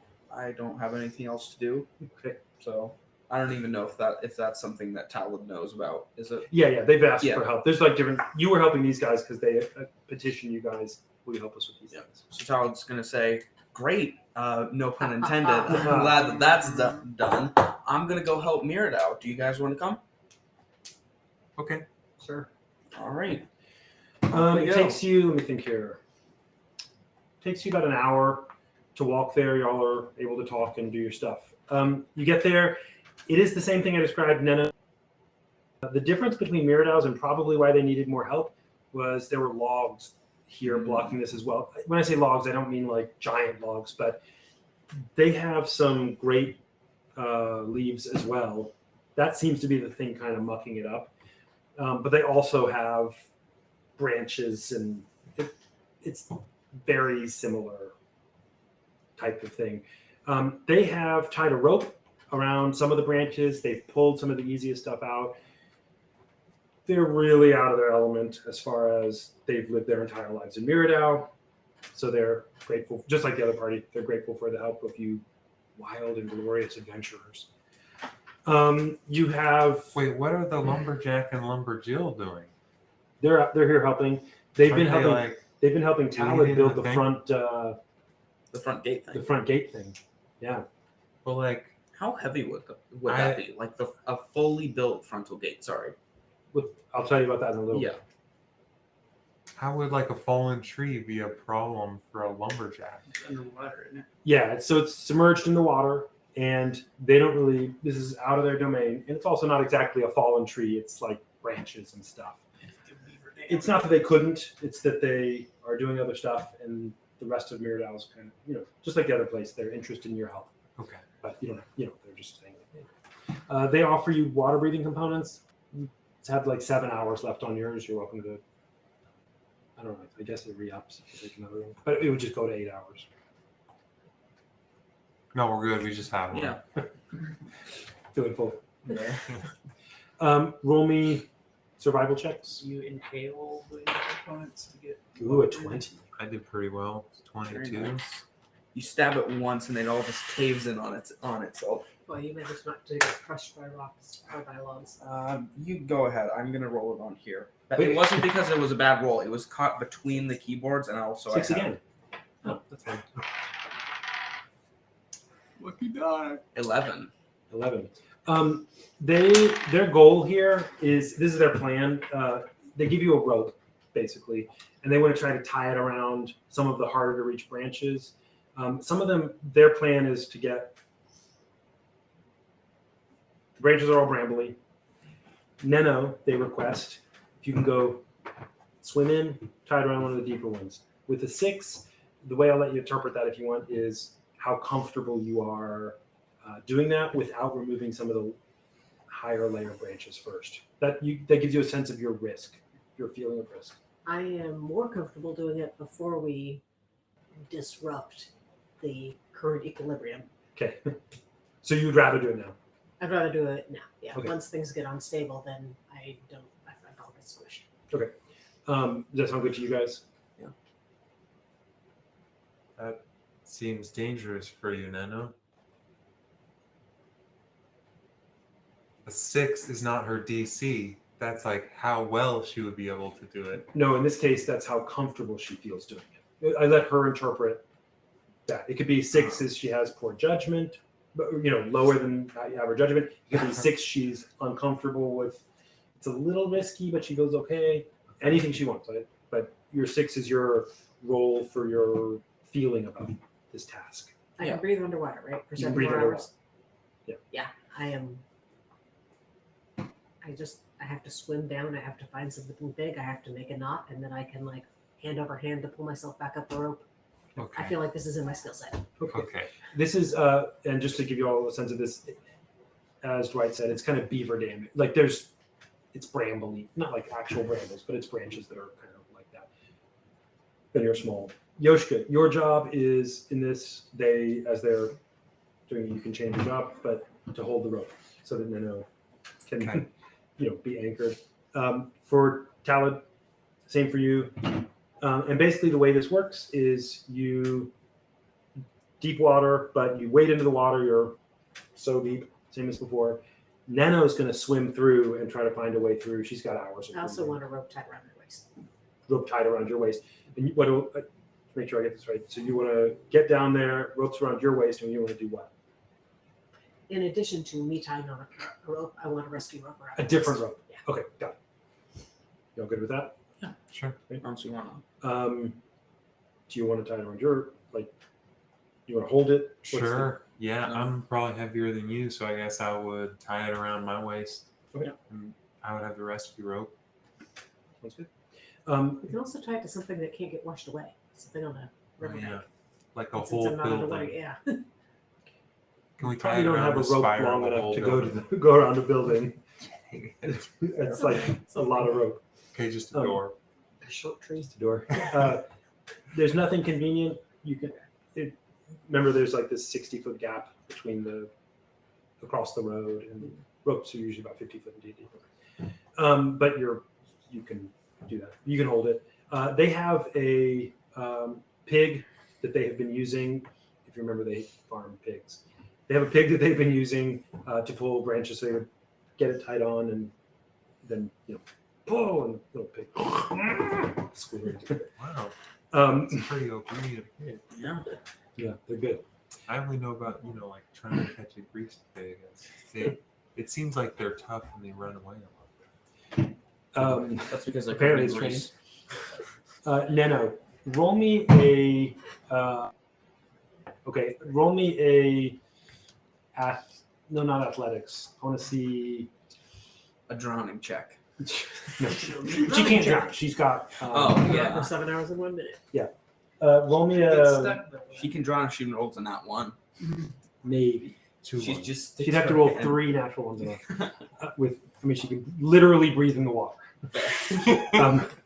She'll open her mouth and then stick her hand down her throat. You know what? Roll me an acrobatics check. Just because you're kind of going through the. I mean, She begins attempting to catch bubbles and shove them into her mouth. Bite the bubbles. It's like synchronized swimming. It's rolling extremely slowly. I'm probably going to be faster. If Do you want? do than Do you want this? Yes. You compete. I Or got will. a 6 again, so now I'm at an 8. Okay. You're having a little bit of trouble getting through. You'll roll a few more Three times. 6s. You'll have a little bit of trouble getting through, but it wasn't like failure. It's just you're trying to find a path. It's a little murky. Roll me another one. Okay. This one is also acrobatics. You rolled a 21 on the computer. 4. Okay. A 4. Your computer wants you to win. But the dice The don't. dice don't. Yeah. You feel like maybe you're not making a lot of progress right here, although you actually maybe see a path. So Roll one more time. I'm just trying to find something big to tie a rope to, right? Yeah. So I can stop at any point. There's some brambly bits, and Okay. they have seen a larger log or like some bits they want to tie at the base and try to pull the whole thing out. So roll one more time. One more. All right. 9. Okay. Is that with your +2? Yep. Okay. You should use it. 9 passes. Should. This My actually 21 was is beautiful on my computer. this actually was not a hard check. I was only at an 8. So with a 9, you get down there. You're able to tie the rope, and you can give them the signal if you want to do whatever. Yeah, I come back up. Okay. They start pulling you up, and can I roll it? You know what? I have it on my. I'll just use yours. I have an app, but I don't like it. I like the visceral. Yeah. Okay. Neno, as you are pulling up, the pig starts scrambling. The log gets shaken and begins to thump around. Yoshka, you can feel, and Talid, y'all can feel the rope on you jerking around a little bit. Roll me an Persuasion check. athletics check. 19. Okay, and can I? 12. You rolled a 12. Yeah. Okay. So, and let me roll one for the pig. Sorry. It's a strong pig. The pig is squealing and feels unstable. The log to which you tied it starts slipping and sliding some, and you can start to feel water draining past you and pulling on you. Yoshka and Talid, roll me. And Neno, actually, this time, roll me again. Sorry, this time, Yoshka and Talid, strength checks, just straight strength. Because I'm going to roll it to you, and then will you roll it to Neno? So it can be a chain. A 10 from Plus, For so him. 12. 12. That's a 7. Ooh. So what's happening here, just to give you a sense of this, I was +2 to dex, Nano's so I being can pulled use by that. some water. It's not like rushing really hard like the other one was. You two are feeling this water drain against you further. So you're trying to resist that as she's pulling. What am I rolling? You're same thing, Acrobatics strength check. still? Strength. Oh, wait, no, sorry. This one should be Inspiration. athletics for you because you're swimming in it. They were standing like pulling. Alfonso. You're swimming. Athletics. Okay, I got a 10. Okay. Wait, athletics or Athletics. darn it. Then I've got a 6. We pass it back to me. Sorry. We're all sharing one d20. Very nice. It's fun. We should get one of those huge foam D20s that's like this big, and we just throw it at the wall, and whatever it lands on is. There you Those go. are well known to be true, guys. So the pig basically bolts off to the side and slides, still attached, and starts yanking this Log beam. log beam. Yeah, I was going to say trunk. It's not as big as a trunk. It's more like just a big branch. Besides, there wouldn't be an elephant down here. But he I made a yanks joke. it off. The water significantly increases in speed. It's starting to rush out. Y'all felt this last time, and it, for 30 seconds or so, pinned you against the bit. No, you're being pulled hard. We roll me another strength check. This is our last strength check. Me, all three of us. All three. And athletics for Nino. Ooh. I roll it. Roll on your computer, just in case. 5. 5 with your bonus. What'd you roll? Yeah, a 3. Ooh. 3. What's the bonus? I don't know. What's your bonus? It's a strength check. what? Oh, it's a strength check. 18. Oh, wow. Natural That's great. 19 because I'm strong. And athletics check from No? Still rolling. What, is it just drawing it? Yeah, it's What if Dwight rolls 4 Aaron Joy? Please don't make it 5. That would be. It's like sliding. Okay, Oh, it's 13. 11. 11. Okay. Talad, because That you was had an 18, roll me one more. I just want to see as a tiebreaker. from it. 6. Yoshika, what did you roll? Sixes. The sixes. What did I roll? Wait. 5. You That's rolled a 3 5. up to a 5. That's a Yeah, 5. and you have a 5. Which changes everything. And Neno, you rolled a An 11. 11. You kind of hold your own, Neno, but you're getting pulled backwards towards the grate. Yoshika, you slip. Talad, with his 18, which was right at the bar for this. Talad is holding strong on the rope. You've got it tied around you, and you're holding both of them and able to resist. Your second roll of a 16, however, you don't slip. No, 6. Sorry, a 6, 5. I mean. 5. Sorry. Yeah, 5. Just. Because you had a -1? Yeah. Okay. You don't actually, you don't slip because you're 18. The 6 is telling me, your 5, I mean, is telling me the result of your strengthness. Yeah, you don't slip, but it does pull you towards the grate. The grate. Yeah. As you all get pulled, to your surprise, Talad, you find yourself there at what seems to be the grate with your feet on some of the brambles. Neno and Yoshika are hanging into the interior cavernous space. The grate apparently has a big hole in it. Oh no. Talad, as the water is rushing, is bracing himself, holding you two up as this torrent of water from this puddle is flowing. Talad. There's got to be a spell that I can use to help me. Uh, There's always a spell for everything. Misty Step. Yes. Bye-bye. Pretty sure that drop shell. Talad, What about me? roll me a strength check. Oh, okay. Here, I'll just. And then pass 17. Me the die. Yes. Sorry. That's all right. You're good. 19. Ugh. Talad, you're there, and your feet slip out from under you as well, and you find yourself, all three of you, fall into this cavernous space. It's unclear to you how far you fall because you're tumbling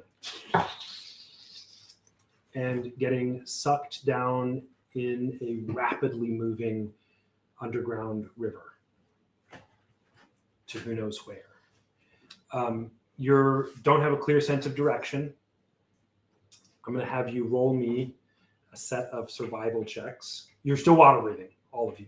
Okay. For at least For 7 more hours. So Great. I'm going to have you roll me a set of survival checks. But first, let's cut back to our... Last time something like that happened to one of my characters, he just died instantly. Just from sheer will. Yeah, just I showed them. mental cyanide pill. I think you're muted, Josh. As a final act of preparation for the combat ahead, Inkatink pulls out several little packets of protection from evil and good that Nino has already helped him put together. And so he casts protection from evil and good on Diamondback, on Toll, and on Belvari. It's a concentration spell. You'll only be able to maintain it for one person at a time. Oh, okay. Interesting. So So I've got did it on you- tall. You've got it on Toll already? Mhm. I'll put it on Belvari. Okay. Roll your initiatives. And can we sneak up on them? Like we want to surprise them and get a surprise and get them in the surprised condition so that we can attack them without them attacking us for a round. Absolutely. I need to read about. I don't know exactly how that happens. They have passive perception, and we have to roll better stealth checks than their passive perception. Come on, baby. Daddy needs a new pair of shoes. Sounds good. Yeah, 25. Dude, incandescent visible. A 20 plus 5. Roll me another 20 so I can see the effect. I mean, a D20 so I can see that effect. Whew. 10. Okay, so it's a straight up 20. That's great. 18. You are super sneaky. 18 for 18 for Diamondback. Diamondback, Bovari and Toll. Elvari is actually going to use Tree Stride to get to the other side of him without him Good. even opportunity to. Mhm. The wolves will still be on the other Are side. you coming as Wolf or as Bovari? I'm Belvari. And Toll? Matthew, what's your AC? My AC is real poor. It's going to be 13. Okay, so I'll return the favor. I'll cast Barkskin on Diamondback, which will make his AC 16. Actually, Inkatink, what's your AC? 16. Okay, yeah. I'll cast Barkskin on That's Diamondback. awesome. Okay. Inkatink Thanks. has natural scales. You see that his feathers are really, really tough and hard and shiny, and his scales are pretty thick. Actually, I'm going to roll stealth with Tree Stride as concentration, and if I use that, I'll lose the wolf, so I don't want to do that. Something's ringing. This is mine. It's just, it's almost done. Okay.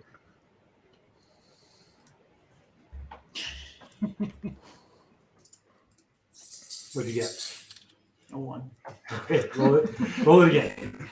See how intense that one is. I mean, I get +3. Yeah, that's great. That's great.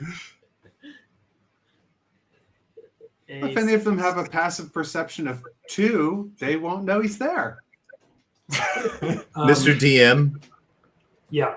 can I, since I rolled a 20, would you allow me to burn my ability for the day and fly forward and grab Belvari before he critically endangers the mission, but it costs me a resource to do something about it?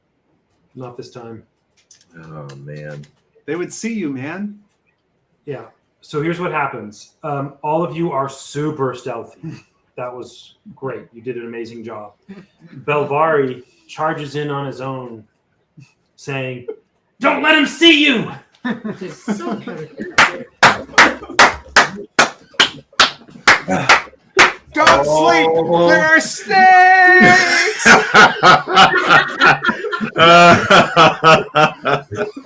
I picture Mark Twain making fun of was it Henry Weathers Longfellow, where every time there's a person, there's always a dry stick, no matter That's no matter if there's been rain for the last 20 years in That's this right. place. It's still Belvari is wearing his dry stick boots, and they're just snapping. Hey, nobody told me to take these off. They're his stout dry stick boots. No, so Belvari runs in. Don't let him see you. And to his great surprise, Belvari's, I mean, the bandit captain and not the bandit captain, the Iron Bell captain and the Iron Bell kind of minions turn to Belvari. And see him. Let's roll initiative. Belvari, will you roll for me first? Yeah. I'm gonna roll separately for wolves, or do they appear? I think they move after. Yeah, just have them go right after you. You can. me. Sorry, you're not in this, Yoshika. All right, here's my initiative. Oof. And I have to change the encounter because I put some of y'all in here who did not end up going. Give me one sec. I think they've done a pretty good job with this, by the way. Does The encounter D&D builder? Beyond that The encounter. Mhm. initiative? Yeah, I agree. The encounter builder is It good. did. Yeah. So It does a lot of Talon good work well. did not go in. Toll did. Neno did not. And Yoska did not. Leroy, for no reason in particular, yells, Leroy Jenkins.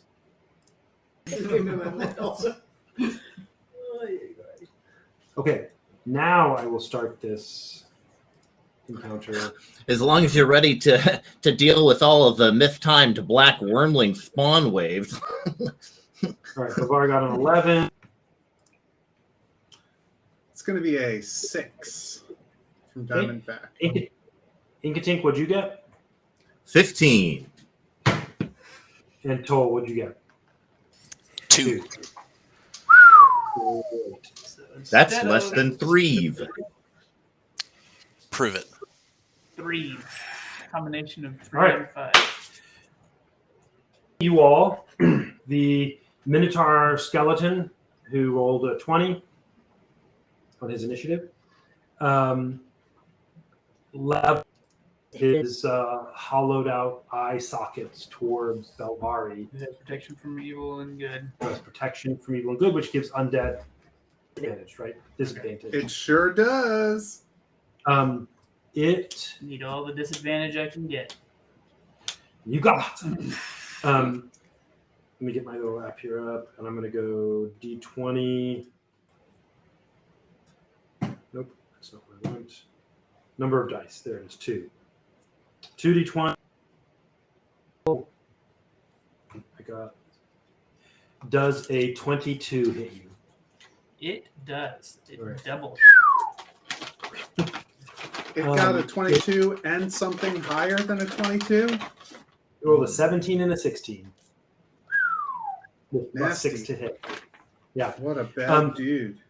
It's got these horns, really intense kind of bull horn. How far away are we when they They're- notice us? You're in like a clearing, and you ran into it, Gotcha. saying, "Don't let them see you." And it gores you with one of its horns Mm-hmm. for. Okay, not as bad as it could.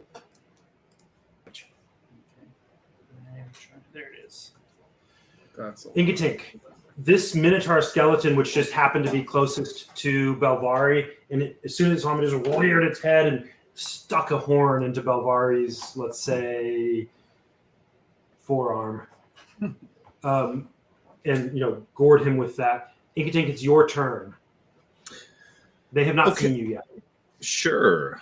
Inkatink is going to functionally try to intimidate the group. Would I be allowed to make an intimidation check if I pretended to be a pack of wolves in the forest? By pretended to be, you mean of? Yes. Go for it. Okay. You think you're okay? I'm looking up the seal. Oh, that was so close to a 24. Ah!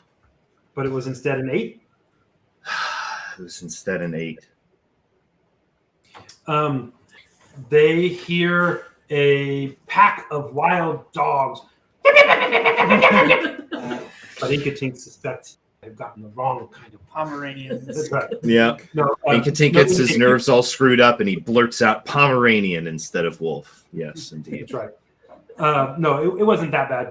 But Inkatink, no, they were not frightened at all. Yeah. You also have some movement. What would you like to do with that? Well, they'd be surprised when real wolves show up.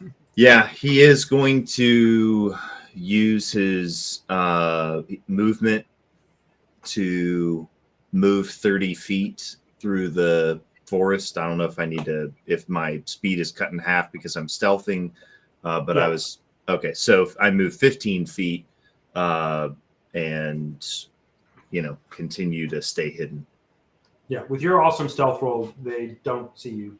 Yeah. Bavari, you are in the middle going mono a toro with this Minotaur skeleton. Gotcha. How far are my friends, and how close are everything else? So the Minotaur is obviously very close to you. The boar is about 10 feet away from you. Two of the Iron Bell thugs, all three of the Iron Bell thugs are there with the boar. One's kind of handling it. Two of them were still doing whatever they're doing to it. The boss of them was further away. He's about 15 feet away, sitting on a rock, just about to stand up. He's like, what the? Yeah. And the two, what were they? Ogre zombies that were kind of carrying that litter are standing next to him, about 15 feet away. And finally, the boar is in the center, obviously. So I would like to turn a 20-foot cube in front of me, so including the Minotaur, and then as many as my opponents as I can. I'm going to cast Erupting Earth. Okay.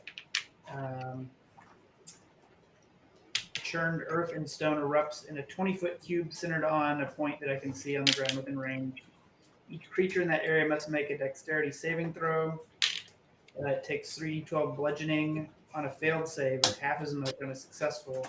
Oh, wow. Additionally, the ground in that area becomes difficult terrain until cleared. It takes a minute to clear it by hand. Okay. And it's a what save? Dex? Dex save, yeah. Dexterity saving throw. All right. Actually, can I just roll it on D&D Beyond? Oh, yeah. I can just D12. click their actual dex. And what's the 14. That's the difficulty? Mhm. And how much damage do they take on either side of that? Half of or Half. the whole of? 3d12. You want to roll that for the Yeah. damage for all of them? 3d12 is not bad. 12, nice. How about another 12? I Wow. like this so far. And an 8. So 12, 12, 8? Yeah. So on, or 16. or 16. You just exploded their world. 4 off of Ground max. just swallows them like it's the Old Testament. Yeah. The Minotaur is off balance from, it wasn't expecting the ground to do stuff. It takes the full brunt of that damage. The boar,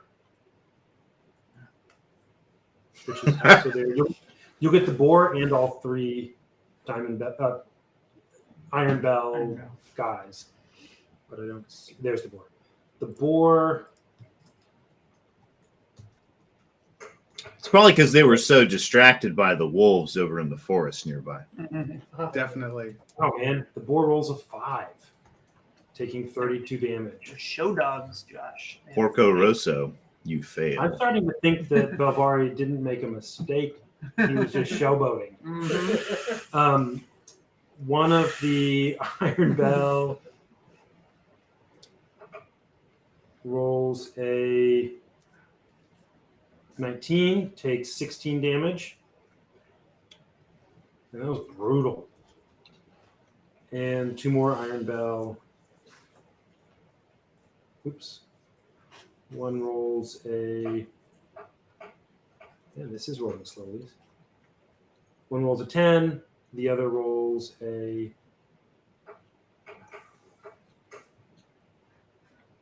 16. So, that's number C. All right. And 16. One of the guys on the guy handling the boar just gets shaken, completely thrown off, on the ground, hits his head, gets covered. He is out of the picture. That guy just got decimated by the amount that he was thrown around by the earth. The other two are hurt badly, significantly, but they are not dead. They're still standing there. The Minotaur also took significant damage. The boar was wounded as it got shaken around, but it is still alive. Minotaur is not still alive, but it wasn't alive in the first place. Catch some dead. And there's 2 other zombies that I wasn't able to hit. Yeah, they're standing over with the main guy, the leader.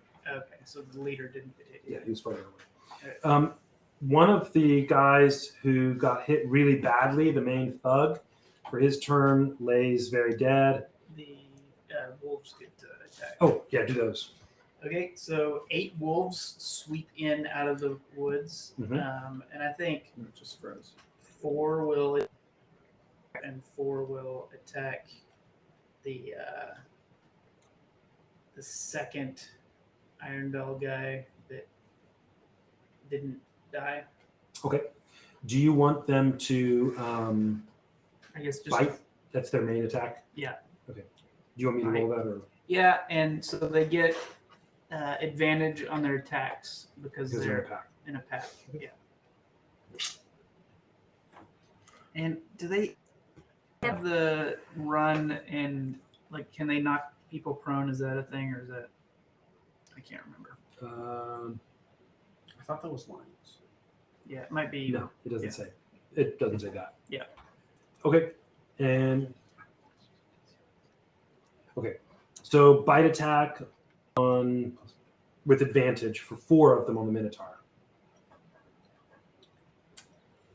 4 of them on the minute. Sorry, let me look at the Minotaurs. Wolves get +4 to hit. Minotaur's AC. Where is it? There it is. Okay. 1.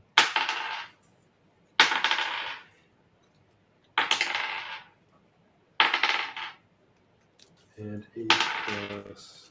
Okay. All 4 of those hit the Minotaur. Doing. I didn't roll twice if the first roll was sufficient. I only had 1 die. Doing 2. Do you want to do the 7 damage or do you want to do 2d4 plus 2? It's 7. 7's fine. Okay.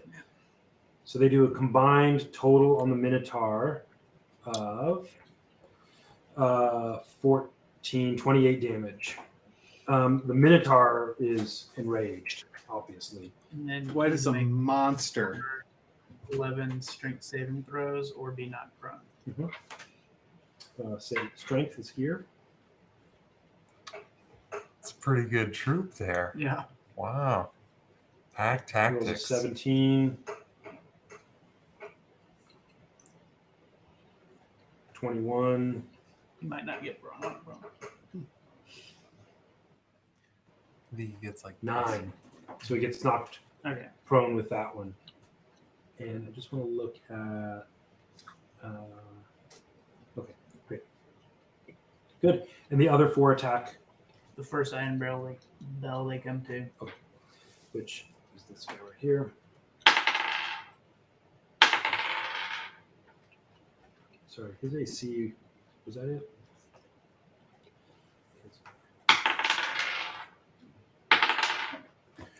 Those all hit on the first roll for each one. I didn't need to use the advantage.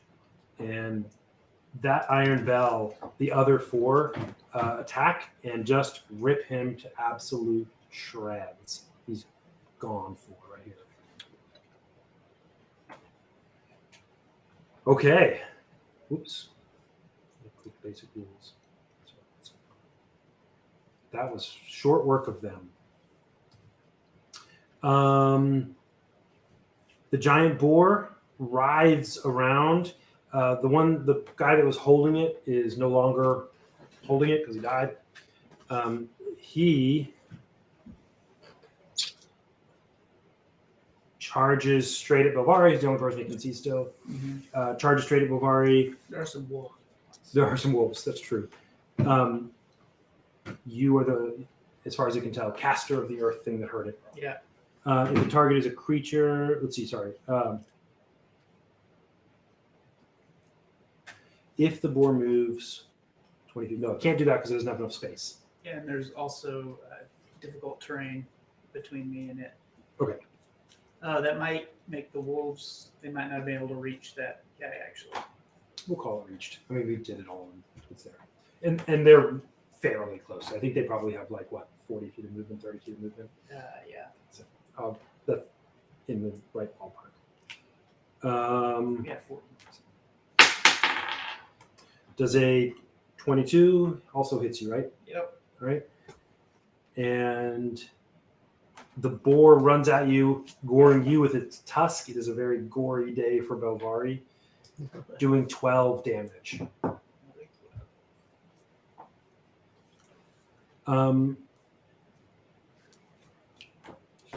Seeing this, the bandit captain. Let's see what the bandit captain is. Sorry, Iron Bell captain. I'm tipping my hand for what the guy is, but one of them. Guys, he's only a bandit captain. His weakness is gambling. Just try to gamble our way out of this. That's right.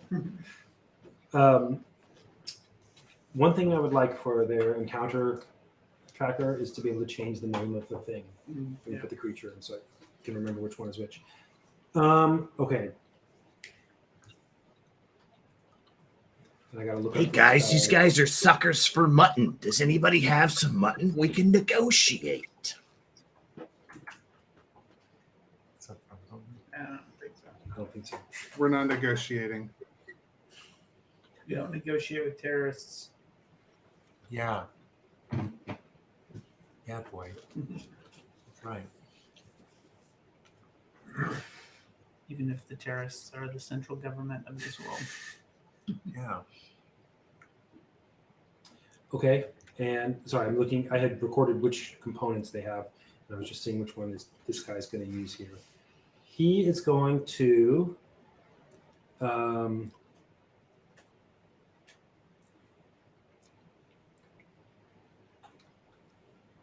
duplicate tabs so I can put them both there.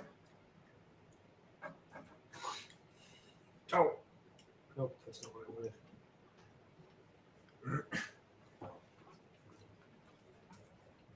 Sorry for the downtime.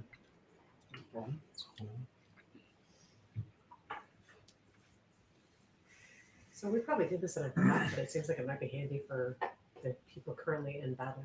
We didn't. Did we get points from From what? yes last week's activities? Are there any points that could help them in their? You mean like experience points? Yeah. Yes. We're caught up for it, except for we're kind of in the middle of an action in this episode. I was just meaning, I didn't remember if we had already gotten the ones from last week, and if so, it would have been nice to have them before this action that we're having right now. But Yeah, they did. Yeah. He uses some components, the bandit captain does, crushes them in his hands, and casts dissonant whispers at you, Belvari. What does that do for me? Uh-oh.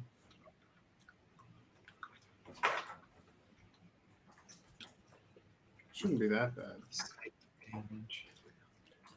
Hey, just a Belvari, bad you want a inner Hertz monologue. donut? That's all that is. What? I said, hey, Belvari, you want a Hertz donut? It crushes this component. The black mist that swirls up for it, this Iron Bell captain breathes it in and then whispers out a melody that drifts through the air that only Belvari can hear, racking him with terrible pain. You need to make a wisdom saving throw. Okay. Hertz donut. How about a 25? You take half of 3d6 psychic damage. Oh, no. So let me.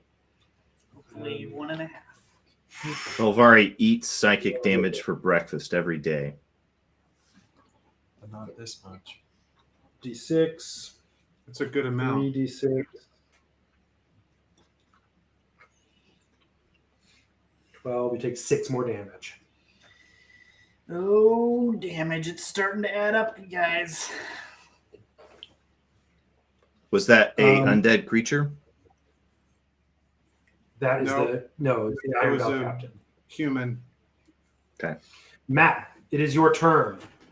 See this chaos happening. What do you do? Belvari just fired off a pretty big area of effect spell. He did. Are the spell, are they like mostly alive? No, Actually, it you know killed. Okay. Yeah, His wolves are in there, right? they are. Okay. What other groups are there? There are 2 minotaurs, undead minotaurs standing near each other, right? There's one undead minotaur laying near Belvari and some wolves. There is a bandit captain. an Iron Bell captain across the clearing farther away, and there are 2 ogre zombies standing And near the captain, and another Iron Bell. Okay. guy. there's 2 humans left alive. Can I 2 get humans left alive: the Minotaur captain, the boar, and the zombies. And the Minotaur The and the boar are ogres. both damaged. So The the, Okay, Minotaur and so the the- boar damaged. other group is undamaged. Can I get the if I have a 20-foot radius sphere, so Mhm. 40-foot diameter, Yeah. can I get the Iron Bell captain and both of the ogre zombies in it? Yeah. They're near each other. Can I get anybody else in there? The second Iron Bell? Let's see. You could get the second Iron Bell guy. You could Okay. get the boar, but you'd also get Belvari, the Minotaur, and the wolves. I don't If you want to get the get second- Belvari and the wolves. If you get the second Iron Bell guy, you'll also get the wolf. You'll also get 4 of the wolves. The ones I don't that want to attacked. get any of the wolves. If Okay. I can So- if I can place it so that I Bandit- just this- get The captain and the ogres is what you can get, and not hit any friendlies. sweet, and they're within 150 feet of me, right? Yeah. And I'm still in hiding, like behind a tree or something. Mhm. I'm going to step out from behind the tree, get line of sight on that point, and those 3 are going to need to make a DC 14 dexterity saving throw to get out of the way of this absolutely massive fireball that's about to bloom in between them. Okay. I might not be much to fear, but I have competent friends. And none of them got out of the way.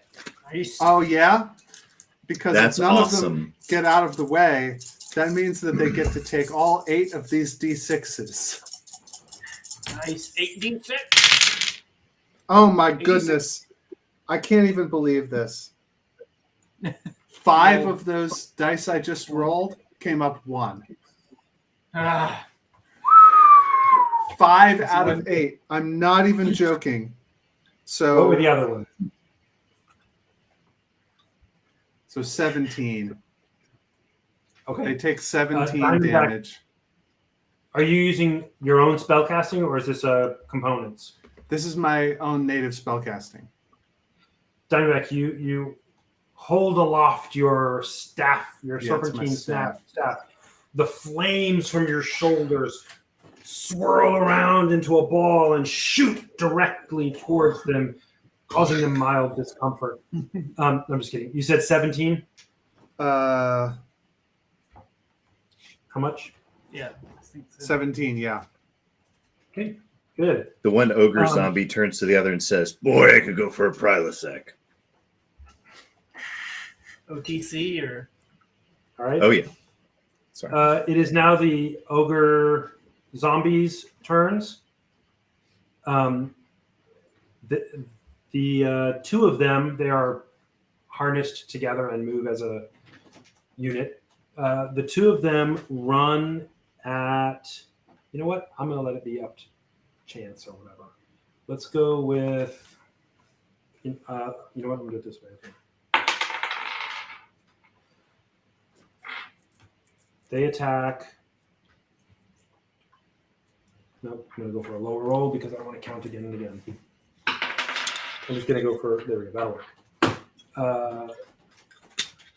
1, 2, Is that Yoshikaze, Josh? 4. Jinro Chamisu. Korean. Good stuff. Oh, is that a rice wine? Yeah, it's a neutral spirit distilled from grain, potato, and sweet potato. So nope, not rice. The Grain, ogre potato, and zombies. sweet. Sorry, go ahead. No, that's it. The ogre zombies are attacking Govari. they can get to me They across can- the 20 feet of difficult terrain. That's a good point. I forgot about that. They have They can try. They could eat up their movement. Yeah, partway there. So actually, they will go for the wolves that were closer to them. Aww. It's fine. They're just fairies. They run at the wolves and Fae, I guess, not fairies. Face spirits. one of them critically misses with a 1, Ooh, does that mean they hurt themselves? and a 3 is the other roll for that one. The other one attacking some wolf has a 20, not a natural 20, has a 20. And I'm going to let them both hit, but one ogre hurts the other. The one who failed miserably swings, misses, hits the one he's tethered to. The wolf gets a very slowly rolled 7 damage. Not effective. They have 11. Oh no, actually, it rolled 11 damage because it had a +4. Okay, well, he kills one wolf, and the other one attacks him. Attacks, but he misses, hits his comrade for 14 damage. Nice. Punks. That's right. And You then kick dogs. That ogre zombie was just offended at the other. that's right. Kill little dog.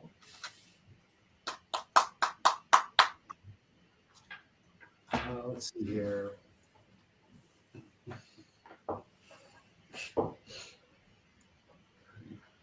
Okay. Great. It is Toll. It is your turn. Cool. Is the boar still alive? The boar is still alive. Not much. It's hurt badly, but it is. It has just gored Diamondback. Sorry, Belvari a little bit, and it's doing its best. I'm guessing all the enemy combatants are not clustered together in a group at this point. No. Okay. There are Yeah, I'll some- just cast Animal Friendship on the boar. Okay. What is that? Hopefully remaining stealthy since nobody has seen me yet, as far as I know. Mm-hmm. And does he have to roll a? It is a Wisdom saving throw. Okay. And what's the DC of that? Hold on. My spell save DC is 11. That's lower than I was hoping. Well, hopefully he doesn't have a bonus. 11, but the boar is not a super wise. Let's see what happens. A wisdom saving throw with a -2 for a total of 16. It saw through your Dang. wiry ways, Toll. Okay, is that? Do you want to move at all, or is that your movement there? Is that your thing there? I'll stay put. Okay. But my trees get to go next, right? Your trees do get to go next. Oh, and Sir Robert, the It's Diamondback- clobbering time. I would have stepped back behind the tree that I was hiding behind. I can't actually take the hide action, but just to go back behind Sure. cover so that there's a tree in between me and them. I figured you did that. Maybe you said it. I don't know. But that's what I assumed because you stepped out and did it. Told. Josh, I I just want to correct Josh. I think you meant to say it's Arborin time. It's Arborin time. Hey, it's just so you know, it's a little after 10. We're going to finish this round. Cut quickly back to Neno, Talad, and Yoshka, and then we'll stop for the night.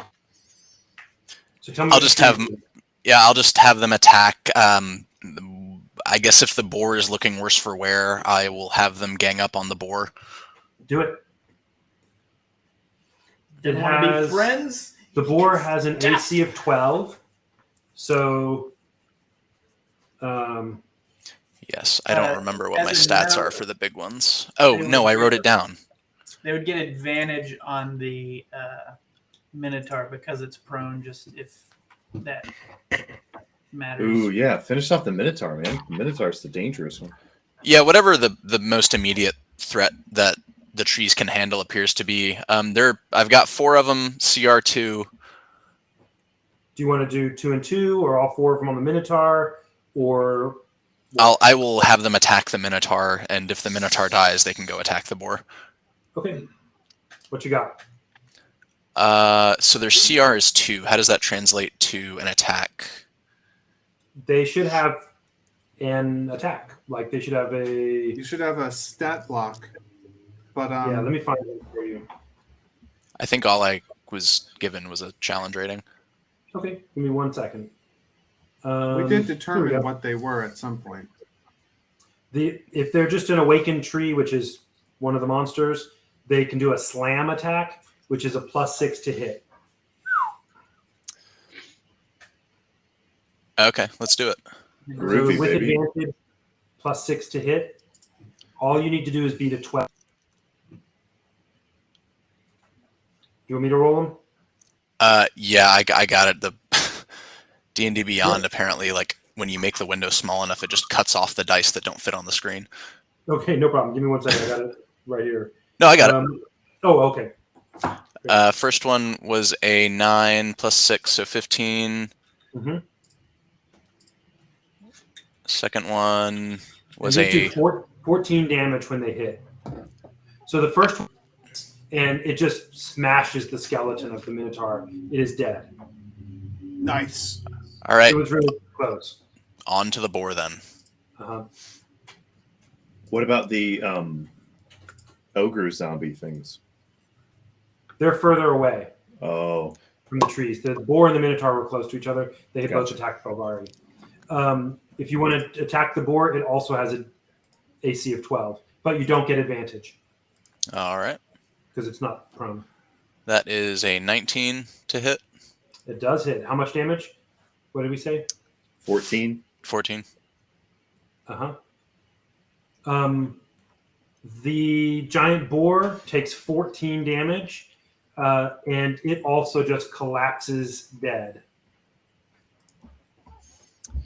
I guess if the other ones have enough movement, I'll send them after the zombies. Yeah, they can get most of the way to the 2 zombies, the 2 ogres, but they won't be able to hit them. Welcome to the Forest of Nightmares! Okay, that's the end of this round. We'll pick up here next time, but that was an intense and fast-paced hit. Let's move. Thanks to Leroy Jenkins. That's right, man. You went in there and did some damage. Let us do our rolls here. Do you remember? I pretended to be a wolf. I pretended to be a wolf one time. Just so. Oh. So, do y'all remember the last time? This is back with Neno, Talid, and Yoshka. Remember the last time y'all were in an underground river situation? Yes. Vaguely. Did you secure your Probably pockets got before falling spit out of into the the I river? think Josh was the DM last time I was in an underground river situation. No. When y'all went to rescue Orden from the orc slaver, you had to go through a spring that was Oh, fast that's moving. true. In that- Underground. Even after that, we got spit out through a cliff face into the river. That's to true. get to Yes, a couple of y'all went through that, out escaping from Orvan. some doctors too. Time to do a bit of involuntary skydiving. So what I'm going to need you to do is, just like with the other one, this fast-moving river has a few opportunities that you could get hurt. You are breathing, so you're able to be okay. Like you're not drowning, but just like the other one, you could lose components or something if you slam into a rock. So what I'd like is roll me. Give me 1 second. Let's go to, there we go. Y'all are basically swimming as hard as you can. Roll me a survival, Yoshka. And sorry, let me get my DC right because I was good. What did I write down?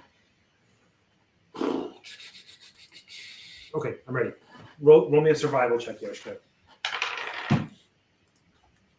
15. Okay. You do get slammed, but you bump into something hard. You're okay. It just hits you. Talid. And pass the die, if you will. Natural 20 Hey. plus Okay. 4. You don't get hit. You are able to glance off of the rock that you can't see. It's dark, rushing water. You're all tied together, which is, at least you're together. No? 5. A 5? Okay. Did you roll with the computer? Mm-hmm. It's betrayed us. That's right. No. You get whipped around because you're getting slammed really hard and just bam into this, sharp turn of rock and lose consciousness with a 5. Yoshika, your turn. Are we completely underwater? You are completely underwater. And you're Okay. getting like pulled along like a, I think we're all tied together. yeah, you're all tied together. And you can all water breathe for 7 hours. Great. Well, You'll as get long caught. as this doesn't peter out into a hole that we cannot pass through, we have a chance to not die. 19. Okay. You also do not get badly hurt on this one. Do I roll again? Yeah, just but pass it back I don't to. think she rolls. Yeah, she's unconscious now, so we'll just have. What'd you roll, Jacob? 16. Okay. This time you do get hit, Jacob, or Talid, slammed against there. You're not taking damage yet. You didn't take damage from that, I should say, but it was a hefty jostle. Let me write that down. Okay.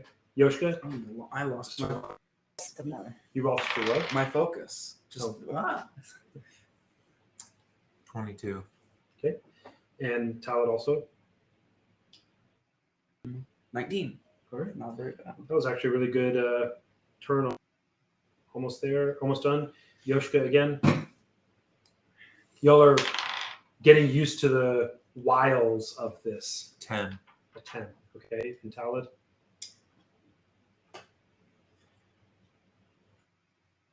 Funny. Wow. See my You're just Pretty slide sad. back up. That's right. Just up the waterfall. Roll me another d20 so I can see the successfulness of that. Yoshika, you got slammed with a 10 really hard and have also lost consciousness. Oh, no. 6 total. A 6. With a +4. So Not a beautiful. one. Not a So you're Not a failing, one. you're failing for. I mean, you're succeeding backwards here. No, but start you swimming towards you the did not surface, get but damage. But these two are not swimming anymore. Basically, it's exactly what just happened above. You're kind of pulling them and trying to help them survive. You're not able to resist the current. You're only able to try to help them not to get hurt. Roll me one more survival check. You know what they say, the dice don't lice. We're almost 16. through. Good. That you don't get hurt again, and one more. Natural 1. Okay. Very nice. This was I Oh, know. I'm gonna I die. roll me another. Come on, 3. 20. A 3. 7 total. So A 7. that's something. Yeah. It wasn't a survival check. It was just to see the Yeah. intensity of the Oh, one. well, 3. So a 3. Okay, you also get knocked unconscious. I go, whoa! Oh no! I did it! Talid, roll me a. Oh gosh. An Roll me unconsciousness check? a D10 D10. because of the 1 and a 3. As long as one of us regains consciousness in the next 6 hours and 55 minutes. 1. Okay, well that's great. The D10 Oh. was how much damage you took. Ah, great. Good. So you got knocked unconscious and took 1 damage from the blow. Yeah. The 3 of you are in this underground river flowing rapidly somewhere, one hopes.